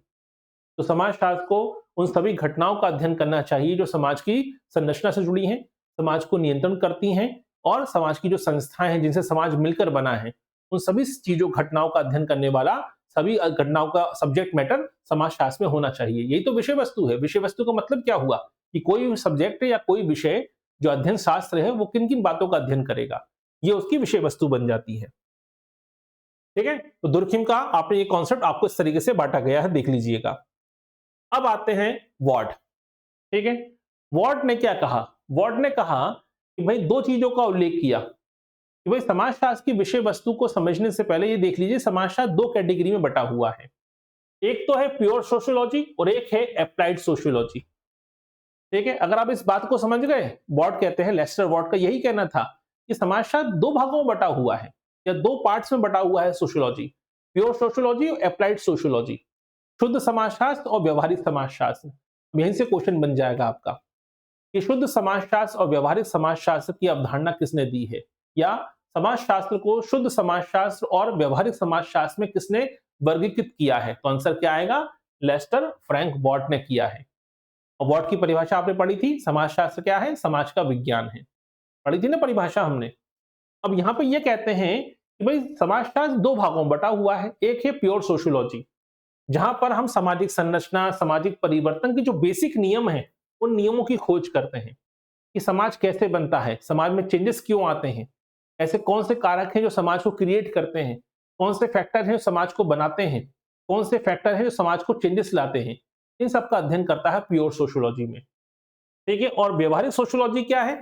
वो बात करता है सामाजिक सुधार की, क्योंकि जब भी सोशल चेंज आएगा तो कुछ ना कुछ उठापटक तो होगी, तो आपको रिफॉर्म भी लाना पड़ेगा, सामाजिक सुधार भी लाने पड़ेंगे। ठीक है, तो यही विषय वस्तु बन जाती है लेस्टर वॉर्ड के अनुसार। यानी समाजशास्त्र, शुद्ध समाजशास्त्र और व्यवहारिक समाजशास्त्र दो भागों में बटा हुआ है और इनमें आने वाली हर चीज का अध्ययन करना ही समाजशास्त्र की विषय वस्तु बन जाता है। ठीक है, क्लियर है? यहां तक कोई डाउट है, कोई क्वेश्चन हो तो पूछ लीजिए। कोई भी डाउट हो, क्वेश्चन हो, पूछिए। अगर नहीं समझ में आ रहा है तो प्रश्न पूछिए सभी लोग। ठीक है, टाइमिंग ऐसी है, कोई दिक्कत इस टाइमिंग को लेकर? ठीक है, इस टाइमिंग इसलिए रखा गया है टाइमिंग क्योंकि बहुत से लोग जॉब में हैं और जॉब वाले जो हैं वो इस समय ही पढ़ सकते हैं कि दोपहर में क्लास नहीं ले सकते और मॉर्निंग में संभव नहीं हो पाती क्लास लेना। ठीक है, बाद में इसको आप रिकॉर्डेड वीडियो के रूप में आपके पास हमेशा उपलब्ध रहेगा। ठीक है, तो आपका पेपर नहीं हो जाता। वैसे तो 1 साल की वैलिडिटी होती है कोर्स की, लेकिन हम जानते हैं कि पीएससी का पेपर है। वैसे तो पिछली साल का पेपर देखिए टाइम पे ही हो गया था, इस साल भी टाइम पर पेपर हो जाएगा आपका। ठीक है, चलिए आगे बढ़ते हैं। अब आते हैं समाजशास्त्र की प्रकृति। तो समाजशास्त्र का अर्थ हो गया, परिभाषा हो गया और विषय वस्तु हो गया। अब आते हैं प्रकृति। प्रकृति का मतलब क्या है? एक तो नेचर, हम कहते हैं नेचर है। नेचर क्या है समाजशास्त्र का? ये बड़ा महत्वपूर्ण शब्द है अपने आप में। तो समाजशास्त्र की जब नेचर की बात आती है तो एक बड़ा प्रश्न, महत्वपूर्ण प्रश्न खड़ा होता है, क्या समाजशास्त्र विज्ञान है या समाजशास्त्र विज्ञान नहीं है? पर ये जो अंतर है, ये जो प्रश्न है, यही समाजशास्त्र के नेचर को डिफाइन करता है, प्रकृति को स्पष्ट करता है। क्योंकि इसी को लेकर समाजशास्त्र दो धड़ों में बटा हुआ है। समाजशास्त्री दो धड़ों में बटे हुए हैं। बहुत से समाजशास्त्री वो हैं जो कहते हैं कि हाँ समाजशास्त्र विज्ञान है और उसके उनके पास अपने अपने तर्क हैं। वहीं दूसरी तरफ दूसरे समाजशास्त्री ये कहते हैं कि नहीं, समाजशास्त्र विज्ञान नहीं है, समाजशास्त्र एक सामाजिक विज्ञान है। बहुत से लोग कहते हैं प्रकृति विज्ञान है। तो अलग अलग विचार प्रकट करते हैं, यहीं से उसका नेचर डिसाइड हो जाता है कि समाजशास्त्र क्या है। ठीक है, हम कहते हैं ये आदमी अच्छा है कि बुरा है, तो बहुत से लोगों ने उसका बुराई देखी होगी तो कहेंगे ये आदमी बहुत बुरा है, इसका बुरा नेचर बड़ा बुरा है। और कुछ लोगों ने उसकी अच्छाइयां देखी होंगी तो कहेंगे नहीं बड़ा अच्छा आदमी है, इसका नेचर बड़ा अच्छा है। तो नेचर क्या हुआ? अच्छा बुरा। देखिए यहाँ पर अच्छा बुरा नहीं है समाजशास्त्र की, अच्छा है कि बुरा है। महत्वपूर्ण है कि समाजशास्त्र विज्ञान है कि नहीं है, इस बात को लेकर नेचर डिसाइड होता है, प्रकृति निर्धारित होती है। क्लियर है? और इसी को लेकर समाजशास्त्र की प्रकृति को लेकर समाजशास्त्री दो धड़ों में बटे हुए हैं। धन्यवाद दीपक जी। इसका मतलब सभी को क्लियर हो रहा है? देखिए कोशिश यही है कि भाई आपको सरल भाषा में समझाया जाए ताकि आपको किताबें ना पढ़नी पड़े। और थोड़ा सा एक काम कीजिएगा, आज तो पहला लेक्चर है हमारा, ठीक है, एक डायरी लेके बैठ जाइए। वीडियो तो आप बाद में फिर से देख लीजिएगा समय मिले तो, क्योंकि 6.5 महीने का समय है पेपर में, उससे पहले ही आपका सिलेबस कवर हो चुका होगा। ठीक है, और पीडीएफ आप जब चाहे फ्री हो तब नोट्स बना लीजिएगा, लेकिन वीडियो को देखते हुए साथ में नोट्स बनाते जाइए। यानी जो जो यहाँ पर लिखा आ रहा है, कभी कभी छोटे छोटे कथन है, स्टेटमेंट है, किताब का नाम है, सब कुछ तो आप 2 मिनट में लिख नहीं सकते, क्योंकि सुनना भी है, देखना भी है। लेकिन कुछ किताबों के नाम हैं, कोई स्टेटमेंट है, छोटे-छोटे सन लिखे हुए किताबों की कब पब्लिश हुई थी, बेसिक जो हैं उसको नोट कर लिया कीजिए साथ में। इससे आपका फ़ोकस बना रहेगा। एक तरीका तो वो होता है कि बिस्तर पे या सोफ़े पे लेटे हुए आप देख रहे होंगे मोबाइल में लेक्चर, और दूसरा होता है कि आप बैठ के कुछ लिख रहे हैं साथ में, तो आप पूरा फ़ोकस हो जाता है, यानी आप क्लास में अटेंड हो जाते हैं। ठीक है? आप क्लास से जुड़ जाते हैं क्योंकि आपका पूरा फ़ोकस अब क्लास पे हो जाएगा जो आप लिख रहे होते हैं साथ में। ठीक है? अब विज्ञान को लेकर बात हम करते हैं। भाई सबसे पहली चीज़ है कि विज्ञान क्या है? समाजशास्त्र में हम विज्ञान किस आधार पर समाजशास्त्र को विज्ञान कहेंगे? पहले विज्ञान की परिभाषा तो तय हो जाए। यानी बात उठी है समाजशास्त्र की प्रकृति से, और समाजशास्त्र की प्रकृति का मतलब है कि समाजशास्त्र विज्ञान है या नहीं है। अब बात यहाँ पे आती है कि विज्ञान किसे कहा जाएगा? किसी विषय को विज्ञान कैसे कहा जाए? तो यहाँ पर विचारक ये कहते हैं कि विज्ञान विज्ञान होता है, शुद्ध विज्ञान होता है, सामाजिक विज्ञान होता है, इसका संबंध है पद्धति से, कि मेथड कैसी है। आपकी विषय वस्तु महत्वपूर्ण नहीं है कि आप क्या अध्ययन कर रहे हैं, महत्वपूर्ण यह है कि आप कैसे अध्ययन कर रहे हैं। इसलिए विषय पद्धति बड़ी महत्वपूर्ण है, अध्ययन पद्धति बड़ी महत्वपूर्ण हो जाती है किसी विषय को वैज्ञानिक बनने के लिए। ठीक है? यानी बात निकली थी और दूर तलक चली गई। यानी बात निकली यहां से थी कि समाजशास्त्र विज्ञान है कि नहीं है, इसकी प्रकृति कैसी है, और बात इस बात पे चली गई कि किसी विषय को विज्ञान कहने का दर्जा क्या होना चाहिए। तो विचारकों का कहना यह था कि किसी विषय को विज्ञान कहने का एक ही दर्जा है, वो है अध्ययन पद्धति। इसलिए स्टुअर्ट चेंज का ये स्टेटमेंट काफी महत्वपूर्ण स्टेटमेंट है, याद कर लीजिएगा। स्टुअर्ट चेंज का स्टेटमेंट यह कहता है कि विज्ञान का संबंध उसकी पद्धति से है, विषय सामग्री से नहीं। विषय सामग्री मतलब सब्जेक्ट मैटर, विषय वस्तु। अब समाजशास्त्र किसका अध्ययन करता है? गंदी बस्ती का अध्ययन करता है कि जनसंख्या का अध्ययन करता है कि परिवार का अध्ययन करता है कि जातिवाद का अध्ययन करता है? महत्वपूर्ण वो नहीं है, महत्वपूर्ण है कैसे अध्ययन करता है। अगर वो विश्लेषण करता है, अवलोकन करता है, वस्तुनिष्ठ तरीके से डेटा इकट्ठा करता है, तो वह समाजशास्त्र विज्ञान है। यानी स्टुअर्ट चेंज का कहना यह था कि विज्ञान का संबंध उसकी पद्धति से है, विषय वस्तु से नहीं। कि आप क्या अध्ययन कर रहे हैं महत्वपूर्ण वो नहीं है, आप कैसे अध्ययन करते हैं उसी से कोई विषय विज्ञान बनता है। ये स्टेटमेंट याद कर लीजिएगा, स्टुअर्ट चेंज का है। पॉल पियर्सन ने भी इससे मिलता जुलता स्टेटमेंट दिया। वो कहते हैं, इन्हें किताब लिखी द ग्रामर ऑफ साइंस। अब इनसे एक और देखिए क्वेश्चन बन गया कि नहीं बन गया। द ग्रामर ऑफ साइंस पुस्तक के लेखक कौन है? Paul Pearson. ठीक है, इनके बारे में अलग से हम पढ़ेंगे जो हम यूनिट नंबर 4 पढ़ेंगे। तो द ग्रामर ऑफ साइंस में पॉल पियर्सन कहते हैं कि सभी विज्ञानों की एकता उसकी पद्धति में है, उसकी विषय वस्तु में नहीं है। क्या फिजिक्स और केमिस्ट्री एक जैसी है? नहीं है। क्या बॉटनी और जूलॉजी एक जैसी है? नहीं है। स्वाभाविक सी बात है। क्या खगोल शास्त्र और मैथमेटिक्स एक जैसे हैं? नहीं है। दोनों का अपना अपना अलग अलग अध्ययन क्षेत्र है, अपनी अपनी विषय सामग्री है। लेकिन तब भी इनको हम प्रकृति विज्ञान क्यों कहते हैं? तब भी इनको हम विज्ञानों की कैटेगरी में शामिल क्यों करते हैं? क्योंकि इनकी पद्धति एक है, इनका निष्कर्ष पर पहुंचने का तरीका एक है। इसलिए पॉल पियर्सन कहते हैं कि विज्ञानों की एकता उनकी पद्धति में है, विषय वस्तु में नहीं। यानी जो प्रश्न खड़ा हुआ था कि समाजशास्त्र विज्ञान है या नहीं है, वो प्रश्न आगे बढ़कर इस बात पर पहुंच गया कि कोई विषय विज्ञान है या नहीं, ये कैसे तय होगा? पद्धति से तय होगा। और पद्धति के संदर्भ में जो स्टुअर्ट चेंज और पॉल पियर्सन के विचार आपने समझ लिए। ठीक है, अब आगे बढ़िए। अब देखिए, ये तो क्लियर हो गया कि हाँ भाई, पद्धति से तय होना चाहिए किसी विषय का विज्ञान है या नहीं है। इसको लेकर समाजशास्त्र के विज्ञान जो समाजशास्त्री हैं, कुछ समाजशास्त्री ऐसे हैं, वो कहते हैं कि पद्धति तो हमारी भी साइंटिफिक है, हम भी अवलोकन करते हैं, हम भी प्रश्नावली का इस्तेमाल करते हैं, हम भी साक्षात्कार करते हैं, हम भी तथ्यों का संग्रह करते हैं, हम भी तथ्यों का विश्लेषण करते हैं, हम भी वस्तुनिष्ठ रूप से तथ्यों को आंकड़े इकट्ठा करते हैं, विश्लेषण करके निष्कर्ष पर पहुंचते हैं। यानी अध्ययन पद्धति तो हमारे पास भी है, यानी हम भी विज्ञान है। और इसी से विचार खड़ा हुआ कि समाजशास्त्र ये विज्ञान है। इनका तर्क क्या था? इनका तर्क था कि हमारा अध्ययन पद्धति कैसी है? हमारी अध्ययन पद्धति वैज्ञानिक है। हम अवलोकन के द्वारा तथ्यों को इकट्ठा करते हैं, तथ्यों का वर्गीकरण करते हैं, विश्लेषण करते हैं, हम बताते हैं क्या है। हम कैसे का अध्ययन नहीं करते हैं, हम भी व्हाट इज यानी क्या का अध्ययन करते हैं। हम कार्यकरण संबंधों को जानने की कोशिश करते हैं। जैसे एप्पल नीचे गिरा तो न्यूटन ने सोचा ना कि भाई नीचे क्यों गिरा, कितने बल से गिरा और नीचे ही क्यों गिरा, यानी कार्यकरण संबंधों का अध्ययन किया। फिजिक्स में कोई घटना घटती है, केमिस्ट्री में कोई केमिकल रिएक्शन होता है, तो उसके पीछे कारणों को खोजा जाता है। समाजशास्त्र भी ये कहता है कि हम भी इसी ऐसे ही काम करते हैं। अगर कोई समाज में अपराध बढ़ रहे हैं, गंदी बस्ती की समस्या बढ़ रही है, पलायन बढ़ रहा है, तो उसके पीछे के कारणों को हम खोजने की कोशिश करते हैं। यानी हम भी कार्य कारण संबंधों को जानने की कोशिश करते हैं, इसलिए हम भी विज्ञान हैं और हम भी इस सिद्धांतों की स्थापना करते हैं। आत्महत्या का सिद्धांत देखिए दुर्खिम का, ठीक है, कई सारे सिद्धांत डेवलप हुए। सामाजिक क्रिया का सिद्धांत देखिए पार्सन का, सामाजिक व्यवस्था का सिद्धांत देखिए, मैक्स वेबर ने भी सामाजिक क्रिया का सिद्धांत देखिए, मैक्स वेबर का नौकरशाही का सिद्धांत देखिए। यानी सिद्धांत तो हम भी बनाते हैं। यानी इन विचारकों का कहना यह था कि हमारी पद्धति भी वैज्ञानिक है, हमारा अध्ययन क्षेत्र भी वैज्ञानिक है और हमारे तरीके भी वैज्ञानिक हैं, सिद्धांत निर्माण करने की क्षमता भी हमारे पास है। इसलिए हम क्या हैं? हम भी समाजशास्त्र एक विज्ञान है। क्लियर है? ठीक है? भविष्यवाणी करने की क्षमता भी हमारे पास है। ये सारी बातें आ गई, सार्वभौमिक भी हैं। अब आते हैं वो लोग जो कहते हैं कि नहीं, ठीक है, ज्यादा हवा में मत उड़ो, तुम विज्ञान नहीं हो, तुम फिजिक्स, अपने आप को तुलना फिजिक्स और केमिस्ट्री से मत करो, बॉटनी जूलॉजी से मत करो, एस्ट्रोफिजिक्स से, खगोल शास्त्र से, मैथमेटिक्स से अपनी तुलना मत करो, तुम विज्ञान नहीं हो। क्यों नहीं हो? क्योंकि तुम में व्यक्तित्व का अभाव है, यानी वस्तुनिष्ठता का अभाव है। क्योंकि जब तुम समाज का अध्ययन कर रहे होते हो तो भी तुम समाज के सदस्य हो, इसी कारण से तुम्हारी व्यक्तिगत सोच, तुम्हारे पूर्वाग्रह तुम्हारे अध्ययन में आ जाते हैं। जब हम फिजिक्स की स्टडी करते हैं, फिजिक्स में किसी स्टडी करते हैं, खगोल शास्त्र में कोई खगोलीय पिंड पर अध्ययन करते हैं, तो हमारे मनोदशा, हमारे पूर्वाग्रह उसमें नहीं आते हैं, क्योंकि हम खगोल शास्त्र का भाग नहीं है। लेकिन हम सोसाइटी का अध्ययन करते हैं तो हम सोसाइटी का पार्ट होते हैं।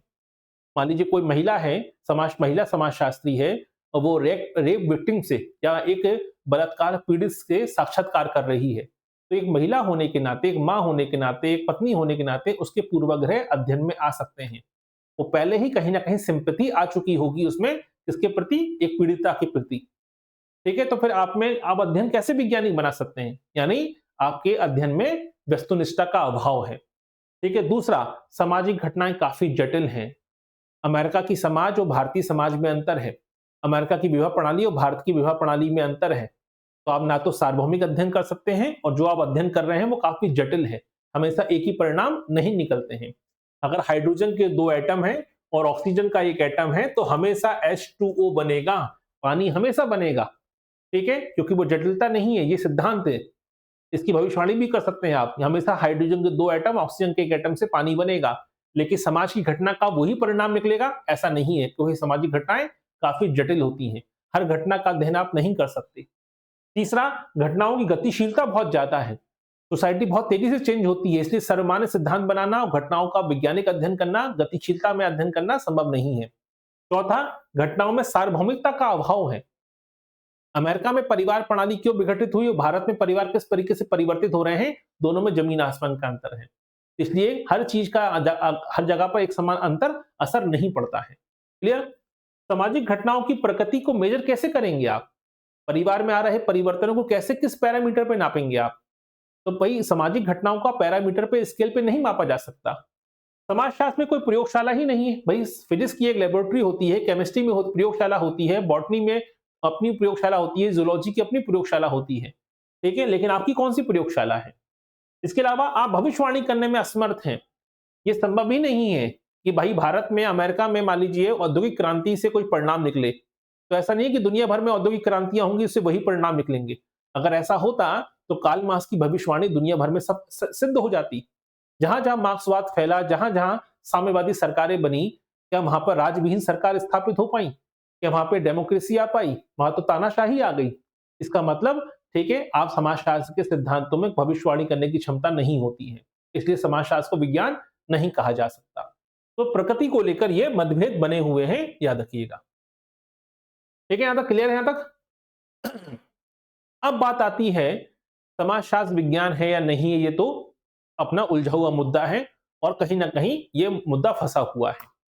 लेकिन यहां से बात आती है, 2 दृष्टिकोण उभर कर सामने आते हैं, विज्ञान मानने को लेकर और ना मानने को लेकर। तो विज्ञान मानने को लेकर जो पहला दृष्टिकोण है, इसे हम कहते हैं सकारात्मक दृष्टिकोण, पॉजिटिव अप्रोच। जो किसने दी है? नाम से स्पष्ट है, अगस्त काम्टे। जो व्यक्ति समाजशास्त्र का जनक है, जिसका सपना रहा है समाजशास्त्र को विज्ञान बनाना, जो सभी सामाजिक विज्ञानों में समाजशास्त्र को सामाजिक विज्ञानों की रानी कहता है, तो वो तो पॉजिटिव ही होगा समाजशास्त्र की प्रकृति को लेकर, उसके विज्ञान बनाने को लेकर। तो पॉजिटिव अप्रोच के प्रवर्तक कौन है? आपके अगस्त काम्ट। वो ये कहते हैं कि समाजशास्त्र का अध्ययन भी उसी प्रकार होना चाहिए जिस प्रकार प्रकृति विज्ञानों में किया जाता है। हमें भी अवलोकन, परीक्षण, प्रमाण और नियमों का इस्तेमाल करना चाहिए, ठीक है, ताकि हम सामान्यीकरण खोजने का प्रयास करना चाहिए, एक जनरलाइज सिद्धांत डेवलप होने की कोशिश करनी चाहिए, और ये हम कर सकते हैं। तो ये अप्रोच क्या है? इसे कहते हैं सकारात्मक दृष्टिकोण, जो समाजशास्त्र को विज्ञान बनाने की ओर ले जाने की कोशिश करता है। वहीं दूसरी तरफ दूसरा दृष्टिकोण पेश किया ठीक इससे उलट, किसने? जर्मनी के समाजशास्त्री मैक्स वेबर ने, और इसे कहते हैं व्याख्यात्मक दृष्टिकोण। कभी कभी क्वेश्चन बनता है कि व्याख्यात्मक समाजशास्त्र की अवधारणा किसने दी है? तो व्याख्यात्मक समाजशास्त्र दिया है मैक्स वेबर ने। और मैक्स वेबर कहते हैं, पहली बात तो यह कि समाजशास्त्र भावनात्मक, ठीक है, घटनाओं का अध्ययन करता है, मनुष्य की फीलिंग से जुड़ा हुआ है, वस्तुनिष्ठता से जुड़ा हुआ है, सिंपैथी से जुड़ा हुआ है, और ऐसे में इसे आंकड़ों से आप नहीं समझ सकते। जैसा कि मैंने अभी कहा कि भाई एक मान लीजिए जज हैं, एक महिला जज हैं, ठीक है, और वो रेप विक्टिम पर, बलात्कार पीड़ित पर कोई फैसला देने जा रही हैं, तो महिला होने के नाते कहीं ना कहीं एक पीड़िता के प्रति एक सिंपैथी आ ही जाएगी, ठीक है। ऐसे ही समाजशास्त्रियों के साथ भी होता है जब वो अध्ययन करते हैं। तो यही कारण है कि आप उसे आंकड़ों में पेश नहीं कर सकते। आप किसी व्यक्ति की सिंपैथी को, समाज में हो रहे परिवर्तन को, पलायन को आंकड़ों से पेश करने से समस्या का हल नहीं निकलेगा कि भाई इस साल 40% आबादी ने पलायन किया। इससे क्या मालूम पड़ा? पलायन के पीछे के जो कारण थे, उन कारणों को आप आंकड़ों से पेश नहीं कर सकते। आप संख्या से बता सकते हैं कितने लोगों ने पलायन किया, लेकिन पलायन के पीछे के जो भावनात्मक कारण थे, उन्हें कौन बताएगा? जो जातिवाद के चलते, जातिगत हिंसा के चलते, जातिगत संघर्ष के चलते पलायन हुआ, उस संघर्ष के पीछे के कारणों को कौन जानेगा? उसे आप आंकड़ों से पेश नहीं कर पाएंगे। इसलिए मैक्स वेबर कहते हैं कि समाजशास्त्र गुणात्मक अध्ययन पर जोर देता है, ठीक है, रखिएगा, यानी वो परिणात्मक अध्ययन की बात नहीं करता है। इसलिए समाजशास्त्र को विज्ञान नहीं बनाया जा सकता। समाजशास्त्र प्रकृति विज्ञान की भांति नहीं बन सकता, जबकि अगस्त काम्टे कहते हैं कि नहीं, अवलोकन, परीक्षण, वर्गीकरण से बन सकता है। इसी कारण से दो अप्रोच खड़ी हो जाती हैं, सकारात्मक दृष्टिकोण और व्याख्यात्मक दृष्टिकोण, जो प्रकृति से जुड़े हुए हैं। ठीक है, क्लियर यहां तक? तो दो दृष्टिकोण पैदा हो जाते हैं, किसको लेकर? आपके समाजशास्त्र की प्रकृति को लेकर, जो हमने देख लिया। अब जब सारी चीजें हो रही थी, इतना संघर्ष हो रहा था, इतनी बहस हो रही थी कि समाजशास्त्र विज्ञान है कि नहीं है, फिर एक स्टेटमेंट आता है, और स्टेटमेंट कहीं ना कहीं मामले को ठंडा कर देता है। वो स्टेटमेंट किसका है? पॉल एच लैंडिस का स्टेटमेंट है। पॉल एच लैंडिस ने कहा कि विज्ञान विज्ञानी है, चाहे वो भौतिक शास्त्र में हो या समाज शास्त्र में। बात ही खत्म कर दी। साइंस तो साइंस है, चाहे उसमें खगोल शास्त्र का अध्ययन करो, केमिकल का अध्ययन करो या सोसाइटी का अध्ययन करो, साइंस में कोई चेंज नहीं आने वाला। तो ये स्टेटमेंट याद कर लीजिए, विज्ञान तो विज्ञानी है, चाहे भौतिक शास्त्र में हो या फिर समाज शास्त्र में। किसका स्टेटमेंट है? पॉल एच लैंडिस का स्टेटमेंट है, याद कर लीजिएगा। ठीक है, यहां तक क्लियर है? यहां तक अब आते हैं, ठीक है, वो व्यक्ति उभर कर सामने आता है जो मामले को ठंडा नहीं करता बल्कि संतुलित करने की कोशिश करता है। जहां समाजशास्त्र दो धड़ों में बटा हुआ है, जहां कुछ लोग कह रहे हैं कि समाजशास्त्र विज्ञान है, वहीं कुछ लोग कह रहे हैं कि समाजशास्त्र विज्ञान नहीं है। तो जब समाजशास्त्र दो धड़ों में बटा हुआ है, और समाजशास्त्र अभी नया नया विषय है, अभी कुल मिलाकर देखा जाए तो 100, ठीक है, 60 आपके लगभग 170 साल हुए हैं समाजशास्त्र को। तो फिजिक्स या केमिस्ट्री की तुलना में तो काफी नया सब विषय है। तो ऐसे में अगर दो धड़ों में बढ़ जाओगे तो समाजशास्त्र का पतन हो जाएगा, समाजशास्त्र की महत्व खत्म हो जाएगा। तो इसी कारण से व्यक्ति उभर कर सामने आता है जो दोनों पक्षों के में समन्वय कराने की कोशिश करता है। और ये व्यक्ति कौन थे? रॉबर्ट वीरस्ट्रीट। और रॉबर्ट वीरस्ट्रीट ने समाजशास्त्र की प्रकृति के संदर्भ में कुछ बातें कही, और इससे मामला ठंडा पड़ गया, और कहीं ना कहीं दोनों पक्षों का महत्व भी आया, और दोनों पक्षों का तार्किक तरीके से कैसे, ठीक है, स्पष्टता भी आ गई कि समाजशास्त्र है क्या। यहीं से प्रश्न बन जाता है। तो रॉबर्ट वीरस्ट्रीट कहते हैं कि पहली बात तो समाजशास्त्र एक सामाजिक विज्ञान है, प्रकृति विज्ञान नहीं है। इसे फिजिक्स या केमिस्ट्री से जोड़ने की कोशिश बार बार मत करो। फिजिक्स केमिस्ट्री का लेवल अलग है, तुम्हारा लेवल वहां तक नहीं पहुंचेगा, क्योंकि वो फॉर्मूलों पे चलता है, उसमें फीलिंग का कोई स्थान नहीं है, वो तर्कों पे चलता है। इसलिए समाजशास्त्र एक सोशल साइंस है, नेचुरल साइंस नहीं है। ये पहला बात करी। दूसरा, समाजशास्त्र एक अमूर्त विज्ञान है, क्योंकि समाजशास्त्र उन घटनाओं का अध्ययन करता दिखाई नहीं देती है। तीसरा, समाजशास्त्र एक विशुद्ध विज्ञान है, व्यवहारिक नहीं है। समाजशास्त्र के सिद्धांतों को आप हर जगह व्यवहारिक तौर पर लागू नहीं कर सकते। ठीक है, हाइड्रोजन के दो एटम और ऑक्सीजन का एक एटम मिलाकर पानी हर जगह बनेगा, हर जगह पानी का सूत्र एक जैसा होगा, लेकिन हर जगह का समाज, हर जगह के सामाजिक संबंध एक जैसे नहीं हो सकते। ठीक है, समाजशास्त्र एक सामान्यीकरण विज्ञान है, विशेषीकरण नहीं है। एक जनरलाइज थ्योरी है, एक जनरलाइज विषय है, हर चीज का अध्ययन कर सकता है, लेकिन आप किसी पर्टिकुलर किसी सिद्धांत पर इसको बेस बनाकर इसका अध्ययन नहीं कर सकते। किसी सोसाइटी पर एक कानून को या किसी एक विशेष नियम बनाकर उसका अध्ययन नहीं कर सकते, क्योंकि समाजशास्त्र एक सामान्यीकरण विज्ञान है, जनरलाइज सब्जेक्ट है, स्पेसिफिक सब्जेक्ट नहीं है सोशियोलॉजी। इसके अलावा समाजशास्त्र तार्किक और अनुभवजन्य विज्ञान है। हम कुछ सोचते भी हैं और कुछ हमारी फीलिंग भी होती है, हम जो अपने अनुभव से हासिल करते हैं, इसका अध्ययन करने वाला विषय है।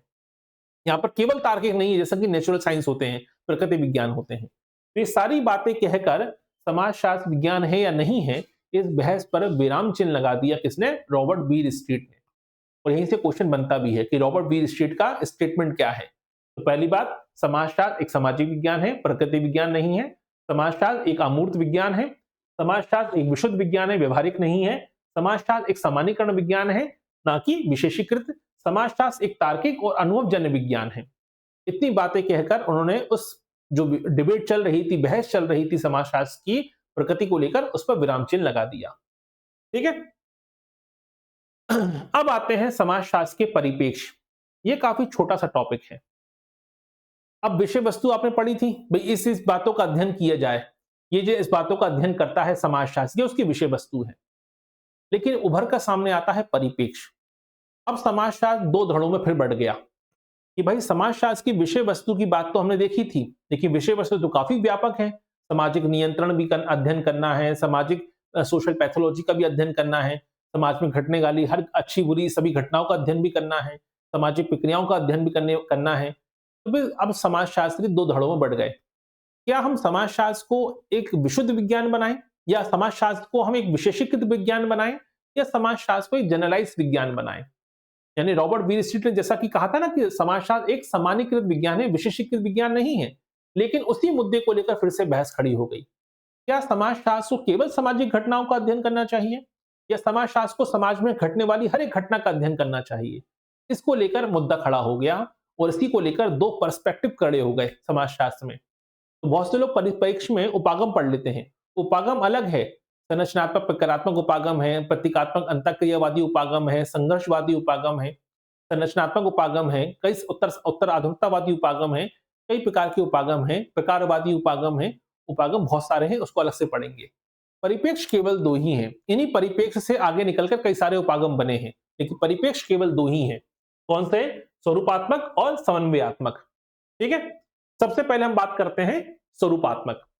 स्वरूपात्मक संप्रदाय जो है, इसे हम फॉर्मल स्कूल कहते हैं, और स्वरूपात्मक संप्रदाय का उदय हुआ जर्मनी में। कहां पे हुआ है? जर्मनी में। ठीक है। और किसने किया? जॉस सीमेल ने।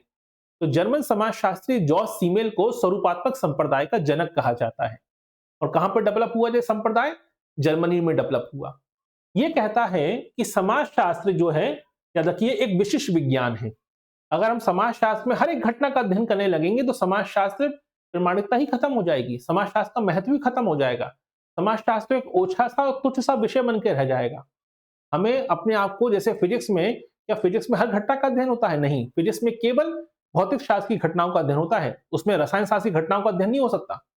रसायन शास्त्र में केवल रसायनों का अध्ययन होता है, याद रखिएगा। जीव विज्ञान में केवल जीवों का अध्ययन होता है, वनस्पति का अध्ययन नहीं होता है। वो अपने आप में विशिष्टीकृत अध्ययन है, विषय है।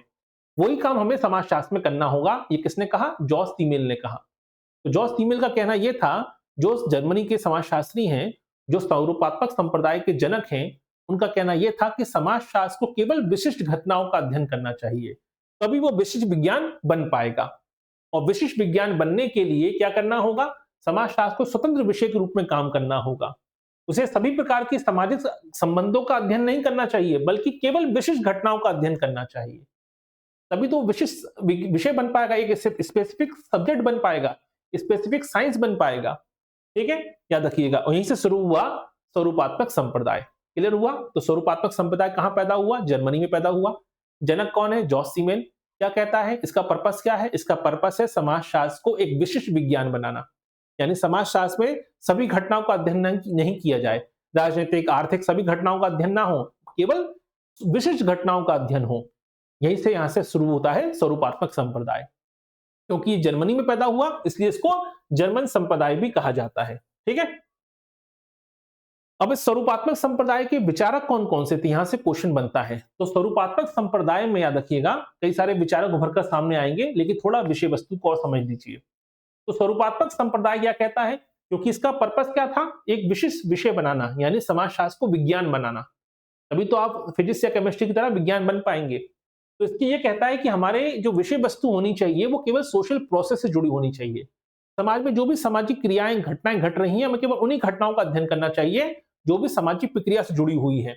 ठीक है, इसलिए वो कहते हैं कि जॉर्ज सीमिल की परिभाषा भी है कि समाजशास्त्र मानव अंतःक्रियाओं के संबंधों का अध्ययन है। हमें केवल वहीं तक सीमित रहना चाहिए, तभी हम क्या बन पाएंगे, तभी हम आपके विशिष्ट विषय बन पाएंगे। आपने देखा होगा आपके यूनिट नंबर 5 में टॉपिक डाला गया है अपराधों का परिदृश्य। अब समाज ये काम होना चाहिए अपराध शास्त्र में, लेकिन समाज शास्त्र अपराध शास्त्र का अध्ययन भी करता है, अपराधों का अध्ययन भी करता है, दहेज प्रणाली का अध्ययन भी करता है। हर घटना जो भी समाज में घटने वाली हर घटना है सबका अध्ययन करने लगता है समाज शास्त्र। आजकल तो एक नई शाखा उभर कर सामने आई 1960 के दशक में, सामाजिक मनोविज्ञान, यानी दिमाग में क्या चल रहा है और उसका समाज पर क्या असर हो रहा है, इसका अध्ययन भी सामाजिक मनोविज्ञान नाम की नई शाखा में होने लगा। तो अगर ऐसे अध्ययन करोगे आप तो समाजशास्त्र विशिष्ट विज्ञान कैसे बनेगा। इसी को लेकर यह विचार उभर कर सामने आता है स्वरूपात्मक संप्रदाय का। ठीक है, अब आते हैं समन्वयात्मक संप्रदाय। समन्वयात्मक संप्रदाय के जनक कौन है, इसके जनक हैं सोरोकिन, दुर्खेम, हॉबहाउस, गिन्सबर्ग। ये सब कौन है, ये सब आपके स्वरूपात्मक संप्रदाय के हैं। लेकिन समन्वयात्मक संप्रदाय के हैं। स्वरूपात्मक संप्रदाय में कौन रहे, जितने भी जर्मनी हैं, जैसे मैक्स वेबर हैं, जॉर्ज सीमेल हैं, ठीक है, जो भी जर्मन समाजशास्त्री थे वो सभी स्वरूपात्मक संप्रदाय में शामिल माने जाते हैं। लेकिन समन्वयात्मक संप्रदाय में कौन कौन शामिल है, सोरोकिन है, दुर्किम है, हाउबहाउस है, गिन्सबर्ग हैं। ये वो लोग हैं जो समन्वयात्मक संप्रदाय के जनक समर्थक हैं, जिनका कहना यह था कि समाजशास्त्र एक सामान्य विज्ञान है, इसलिए समाज में घटने वाली हर एक घटना का अध्ययन समाजशास्त्र में होना चाहिए। अगर हम समाजशास्त्र को विशिष्ट घटनाओं के अध्ययन तक सीमित रखेंगे तो यह अन्याय होगा, फिर हमारा अध्ययन काफी अधूरा रह जाएगा। बहुत सी घटनाएं ऐसी होंगी जिसका अध्ययन हम कर ही नहीं पाएंगे। इसलिए समान विज्ञान बनाने पर जोर देना चाहिए, क्योंकि जितना अगर हम संपूर्ण समाज की सभी समान घटनाओं का अध्ययन करेंगे तभी हमारा दृष्टिकोण व्यापक होगा, तभी हम समाज को बेहतर तरीके से समझ पाएंगे। अगर आप ब्रह्मांड में केवल सौर मंडल के जो 8 ग्रह हैं इन्हीं का अध्ययन करते रहें तो आप ब्रह्मांड को समझ नहीं पाएंगे। आपको ब्लैक होल की स्टडी करनी है तो सौर मंडल से बाहर निकलना पड़ेगा ना। तो आप कभी भी हमेशा स्पेसिफिक चीजों का अध्ययन करेंगे, एक विशिष्ट घटनाओं का अध्ययन करेंगे तो समाज को समझेंगे कैसे। तो समाज को समझने के लिए समाज में घटने वाली समस्त घटनाओं का अध्ययन करना चाहिए। इसलिए समन्वयात्मक संप्रदाय के जो समाजशास्त्री हैं उनका यह कहना था कि हमें समाजशास्त्र को विशिष्ट विज्ञान नहीं बनाना है, हमें तो एक जनरल विज्ञान बनाना है, एक सामान्य विज्ञान बनाना है। ठीक है, क्लियर यहां तक। तो ये है दो परिपेक्ष, आगे जाकर ये परिपेक्ष और विकसित होते हैं उपागम के रूप में, तब इसको और डिटेल में पढ़ेंगे हम।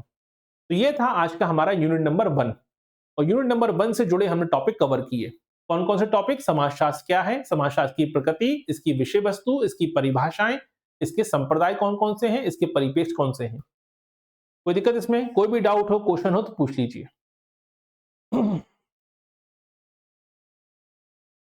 ठीक है, चलिए अब चैट बॉक्स ओपन कर लीजिए। मैंने पहले भी कहा था जब क्लास चलेगी तो क्लास टॉपिक कवर होने के बाद उस टॉपिक से संबंधित 10 प्रश्नों को हम डेली सॉल्व करेंगे। तो 3 बजे का जो लेक्चर हुआ था फर्स्ट पेपर का, उसमें भी हमने 10 क्वेश्चन सॉल्व किए थे। अभी का जो लेक्चर है इसमें भी हम 10 क्वेश्चन सॉल्व कर रहे हैं। ठीक है,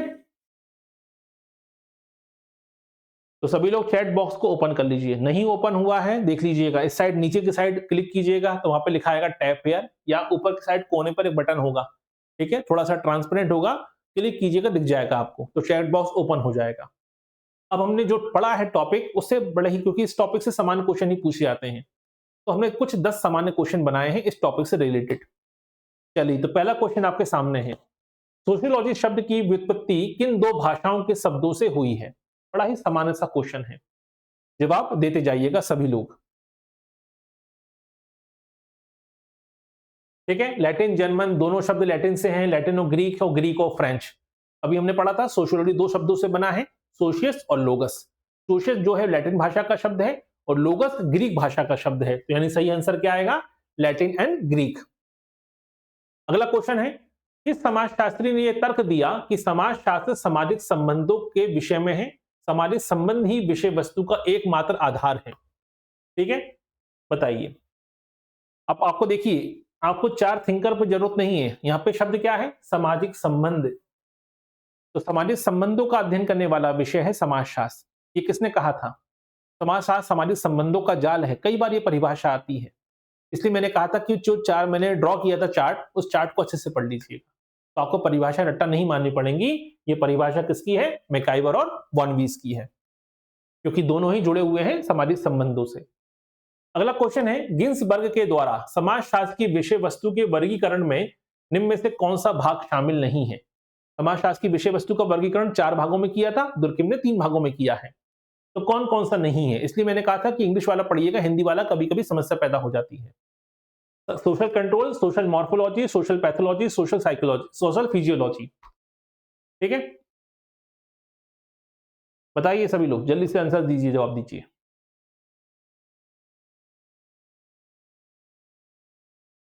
ठीक है, गिन्सबर्ग ने 4 भागों में बांटा, दुर्किम ने 3 भागों में बांटा है विषय वस्तु के वर्गीकरण को। तो सही आंसर क्या है?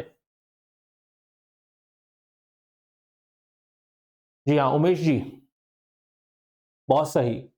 देखिए, सोशल कंट्रोल तो बोला है, सोशल मॉर्फोलॉजी भी बोला है, सोशल पैथोलॉजी भी बोला है। ठीक है, रखिएगा, लेकिन सोशल फिजियोलॉजी नहीं बोला है। फिजियोलॉजी किसने कहा है? दुर्किम ने कहा है, यानी सही आंसर क्या आएगा? Option D.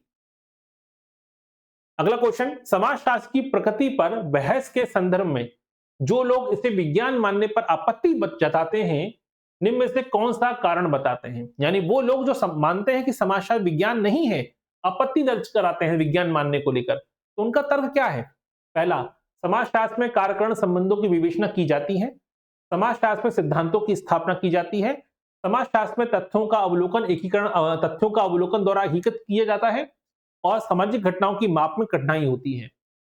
जो लोग समाजशास्त्र को विज्ञान मानते हैं वो ऊपर की 3 बातों का समर्थन करते हैं, लेकिन जो लोग समाजशास्त्र को विज्ञान नहीं मानते हैं उनका कारण यही है कि आप सामाजिक घटनाओं को नहीं माप सकते। यानी सही आंसर क्या आएगा? Option D. इसी को लेकर आलोचना होती है। अगला है स्वरूपात्मक संप्रदाय, यानी फॉर्मल स्कूल, यानी जर्मन संप्रदाय की बात हो रही है। ठीक है, फॉर्मल स्कूल के अनुसार समाजशास्त्र का मुख्य अध्ययन क्षेत्र क्या है? यानी समाजशास्त्र किन बातों का अध्ययन करता है? नंबर 1, समाज की संस्थाओं जैसे परिवार और धर्म का अध्ययन, संपूर्ण समाज की समान विशेषताओं का अध्ययन, सामाजिक संबंधों के विशिष्ट स्वरूपों का अध्ययन, और समाज को घटित होने वाली समस्याओं का अध्ययन। बताइए। तो अभी हम देखा, बात करी थी कि स्वरूपात्मक संप्रदाय विशिष्ट बनाने की बात करता है, समाजशास्त्र को विशिष्ट विज्ञान बनाने की बात करता है। अगर विशिष्ट विज्ञान बनाना है तो आप क्या करेंगे? सीधी सी बात है, आप विशिष्ट स्वरूपों का अध्ययन करेंगे। यानी समाजशास्त्र में सभी घटनाओं का अध्ययन नहीं करेंगे, आप अंतःक्रियाओं से बनने वाले संबंधों के विशिष्ट स्वरूपों का अध्ययन की बात करेंगे। यही है समाजशास्त्र के स्वरूपात्मक संप्रदाय का मुख्य अध्ययन क्षेत्र। अब आते हैं, किस विचारक ने समाजशास्त्र को सामाजिक व्यवस्था और प्रगति का विज्ञान कहा है? इसे समस्त समाज विज्ञानों की रानी कहा है। बड़ा समान सा क्वेश्चन है भाई, कई बार आपने सुना भी है, समाजशास्त्र क्या है? समस्त समाज विज्ञानों की रानी है। ये किसने कहा है? ये तो आप सभी लोगों को मालूम है, अगस्त काम्टे का स्टेटमेंट है। ठीक है, अगला क्वेश्चन, रॉबर्ट बील स्ट्रीट के अनुसार समाजशास्त्र की वास्तविक प्रकृति क्या है? ठीक है, अभी हमने देखा ना समाजशास्त्र को लेकर वास्तविक प्रकृति, जो दुविधा चल रही थी प्रकृति को लेकर, ये विज्ञान है या नहीं है, तो रॉबर्ट बील स्ट्रीट ने कुछ विचार प्रकट किए थे, ताकि उस पर विराम चिन्ह लग गया था उस बहस पर। तो रॉबर्ट बील स्ट्रीट के अनुसार समाजशास्त्र एक व्यवहारिक और मूर्त विज्ञान है, समाजशास्त्र एक प्रकृति को विशेषीकृत विज्ञान है, समाजशास्त्र एक आदर्शात्मक और तार्किक विज्ञान है, समाजशास्त्र एक सामाजिक विशुद्ध और अमूर्त विज्ञान है। तो बताइए क्या बताया था रॉबर्ट बील स्ट्रीट ने? पहली बात तो समाजशास्त्र व्यवहारिक और मूर्त विज्ञान है। मूर्त शब्द आते ही गलत हो जाएगा, क्यों? क्योंकि समाजशास्त्र को अमूर्त विज्ञान कहा है, क्योंकि समाजशास्त्र उन घटनाओं का अध्ययन करता है जो अमूर्त होती हैं। दूसरा, समाजशास्त्र एक प्राकृतिक और विशेषीकृत विज्ञान है, प्राकृतिक नहीं है, सामाजिक विज्ञान कहा है, यानी ऑप्शन नंबर 2 भी सही नहीं है। तीसरा, समाजशास्त्र एक आदर्शात्मक और तार्किक विज्ञान है। और चौथा, समाजशास्त्र एक सामाजिक विशुद्ध और अमूर्त विज्ञान है। विशुद्ध है, व्यवहारिक नहीं है, इसलिए सही आंसर क्या है? Option number D. अगला क्वेश्चन, व्याख्यात्मक दृष्टिकोण। व्याख्यात्मक दृष्टिकोण किसने दिया? मैक्स वेबर ने। व्याख्यात्मक दृष्टिकोण जिसका प्रतिनिधित्व मुख्य रूप से मैक्स वेबर करते हैं, समाजशास्त्र में किस बात पर जोर देता है? देखिए, अगस्त काम्टे ने कौन सा दिया था? सकारात्मक दृष्टिकोण विषय वस्तु को लेकर। और व्याख्यात्मक दृष्टिकोण में मैक्स वेबर ने क्या कहा था? समाजशास्त्र का अध्ययन प्रकृति विज्ञानों की तरह अवलोकन परीक्षण से करना, ये सामाजिक व्यवहार की व्याख्या के लिए सांख्यिकी आंकड़ों का उपयोग करना, सामाजिक क्रियाओं के पीछे के भावनात्मक और आर्थिक उद्देश्यों को समझना और समाज में व्यवस्था बनाए रखने वाले नियमों संरचनाओं की खोज करना। बताइए। क्वेश्चन पढ़िए, बड़ा सामान्य सा प्रश्न है। अगर आपने व्याख्यात्मक दृष्टिकोण पढ़ा है मैक्स वेबर का तो बड़ा आसान हो जाएगा। भाई, पहली बात तो प्रकृति विज्ञानों की तरह अवलोकन करना, ये किसने कहा था? सकारात्मक दृष्टिकोण का विचार है। ठीक है। समाज सांख्यिकी आंकड़ों का उपयोग करना, ये भी, क्योंकि मैक्स वेबर ने कहा था आप भावनाओं को आंकड़ों में पेश नहीं कर सकते। सामाजिक क्रियाओं के पीछे के भावनात्मक अर्थयुक्त उद्देश्यों को समझना और समाज में व्यवस्था बनाए रखने वाले नियमों संरचनाओं की खोज करना। तो बताइए आंसर क्या होगा? ठीक है, बहुत सही। ठीक, सामाजिक क्रियाओं के जो पीछे का भावनात्मक है, जो अर्थयुक्त उद्देश्य है, इसको समझना उद्देश्य होना चाहिए समाजशास्त्र की विषय वस्तु में, ना कि उसको विज्ञान बनाने के पीछे पड़ जाना। अगला क्वेश्चन देखिए, समन्वयात्मक संप्रदाय के प्रमुख समर्थक कौन हैं? उनका समाजशास्त्र के बारे में क्या मामला है? ठीक है, तो समाजशास्त्र के समन्वयात्मक संप्रदाय की बात आ रही है, जिसमें दुर्खिम शामिल है, हाउ शामिल है, सोरोकिन शामिल है, गिन्सबर्ग शामिल है, जो समन्वयात्मक संप्रदाय की बात करते हैं। तो पहली बात तो जॉर्ज सिमिल तो है ही नहीं, जॉर्ज सिमिल तो काय में आते हैं? स्वरूपात्मक संप्रदाय में। मैक्स वेबर भी स्वरूपात्मक संप्रदाय में आते हैं। अगस्त काम्टे जो मानते हैं कि समाजशास्त्र सभी विज्ञानों की रानी है, और दुर्खिम सोरोकिन जो मानते हैं कि समाजशास्त्र एक सामान्य विज्ञान है। यानी स्पष्ट है, दुर्खिम है, सोरोकिन है, गिन्सबर्ग है। ठीक है, याद रखिए ये है समन्वयात्मक संप्रदाय के समर्थक। अगला क्वेश्चन, दुर्खिम के अनुसार सामाजिक शरीर शास्त्र यानी सोशल फिजियोलॉजी के अंतर्गत किन तत्वों का अध्ययन किया जाता है? हमने पढ़ा था समाजशास्त्र की विषय वस्तु को 3 भागों में वर्गीकृत किया है दुर्खिम ने। तो भाई, पहला बात की बात हो रही है यहाँ पे सामाजिक शारीर शास्त्र यानी सोशल फिजियोलॉजी में किन बातों का अध्ययन करेंगे? जनसंख्या का घनत्व और समाज का आकार? नहीं। व्यक्तियों के बीच होने वाली अंतःक्रियाओं जैसे सहयोग और संघर्ष, समाज को विघटित करने वाली दशाएं जैसे अपराध और बेकारी, समाज का निर्माण करने वाले तत्व जैसे परिवार, नैतिकता और धर्म। ठीक है, बताइए सब जल्दी से आंसर दीजिए। यहाँ पे सामाजिक शरीर शास्त्र की बात हो रही है, सोशल फिजियोलॉजी की बात होती है। एक होती है जनरल सोशियोलॉजी, एक है सोशल मॉर्फोलॉजी और एक है सोशल फिजियोलॉजी। तो जनसंख्या का घनत्व और समाज के आकार की बात होती है। ठीक है, तो बात आएगी काय में? सोशल आपके मॉर्फोलॉजी की बात होगी। यहाँ बात आ रही है सोशल फिजियोलॉजी की। ठीक है, विघटित करने वाली दशाओं का अध्ययन करेंगे, अपराध का अध्ययन करेंगे, बेकारी का अध्ययन करेंगे, तो ये कहलाएगा पैथोलॉजी। ठीक है, और पैथोलॉजी पर विचार प्रकट नहीं किया है किसने? दुर्खिम ने। ठीक है, व्यक्तियों के बीच होने वाली अंतःक्रियाओं, सहयोग और संघर्ष का अध्ययन करने वाला, या समाज का निर्माण करने वाले तत्वों, परिवार, नैतिकता, धर्म का अध्ययन करने वाला। सही आंसर क्या आएगा? Option number D. ठीक है, तो ये था आज की यूनिट नंबर 1 का हमारा टॉपिक। तो यूनिट नंबर 1 में आज हमने 10 क्वेश्चन भी सॉल्व किए और समाजशास्त्र के अर्थ, प्रकृति, विषय वस्तु और परिप्रेक्ष्य को भी समझा। कल हम शुरुआत करेंगे वो टॉपिक की जो आपके सिलेबस में मेंशन नहीं किया गया है लेकिन प्रश्न आते हैं, वो है समाजशास्त्र की उत्पत्ति के बारे में। तो आपको समाजशास्त्र की उत्पत्ति का पूरा इतिहास मालूम होना चाहिए। ठीक है, अगर आपको इतिहास नहीं मालूम है तो बेसिक क्वेश्चन गलत हो जाते हैं कि भाई अमेरिका में समाजशास्त्र सर्वप्रथम किस विश्वविद्यालय में पढ़ाया गया, या भारत में सर्वप्रथम किस विश्वविद्यालय में समाजशास्त्र विभाग की स्थापना हुई थी। ऐसे क्वेश्चन जो आते हैं वो समाजशास्त्र की उत्पत्ति से आते हैं।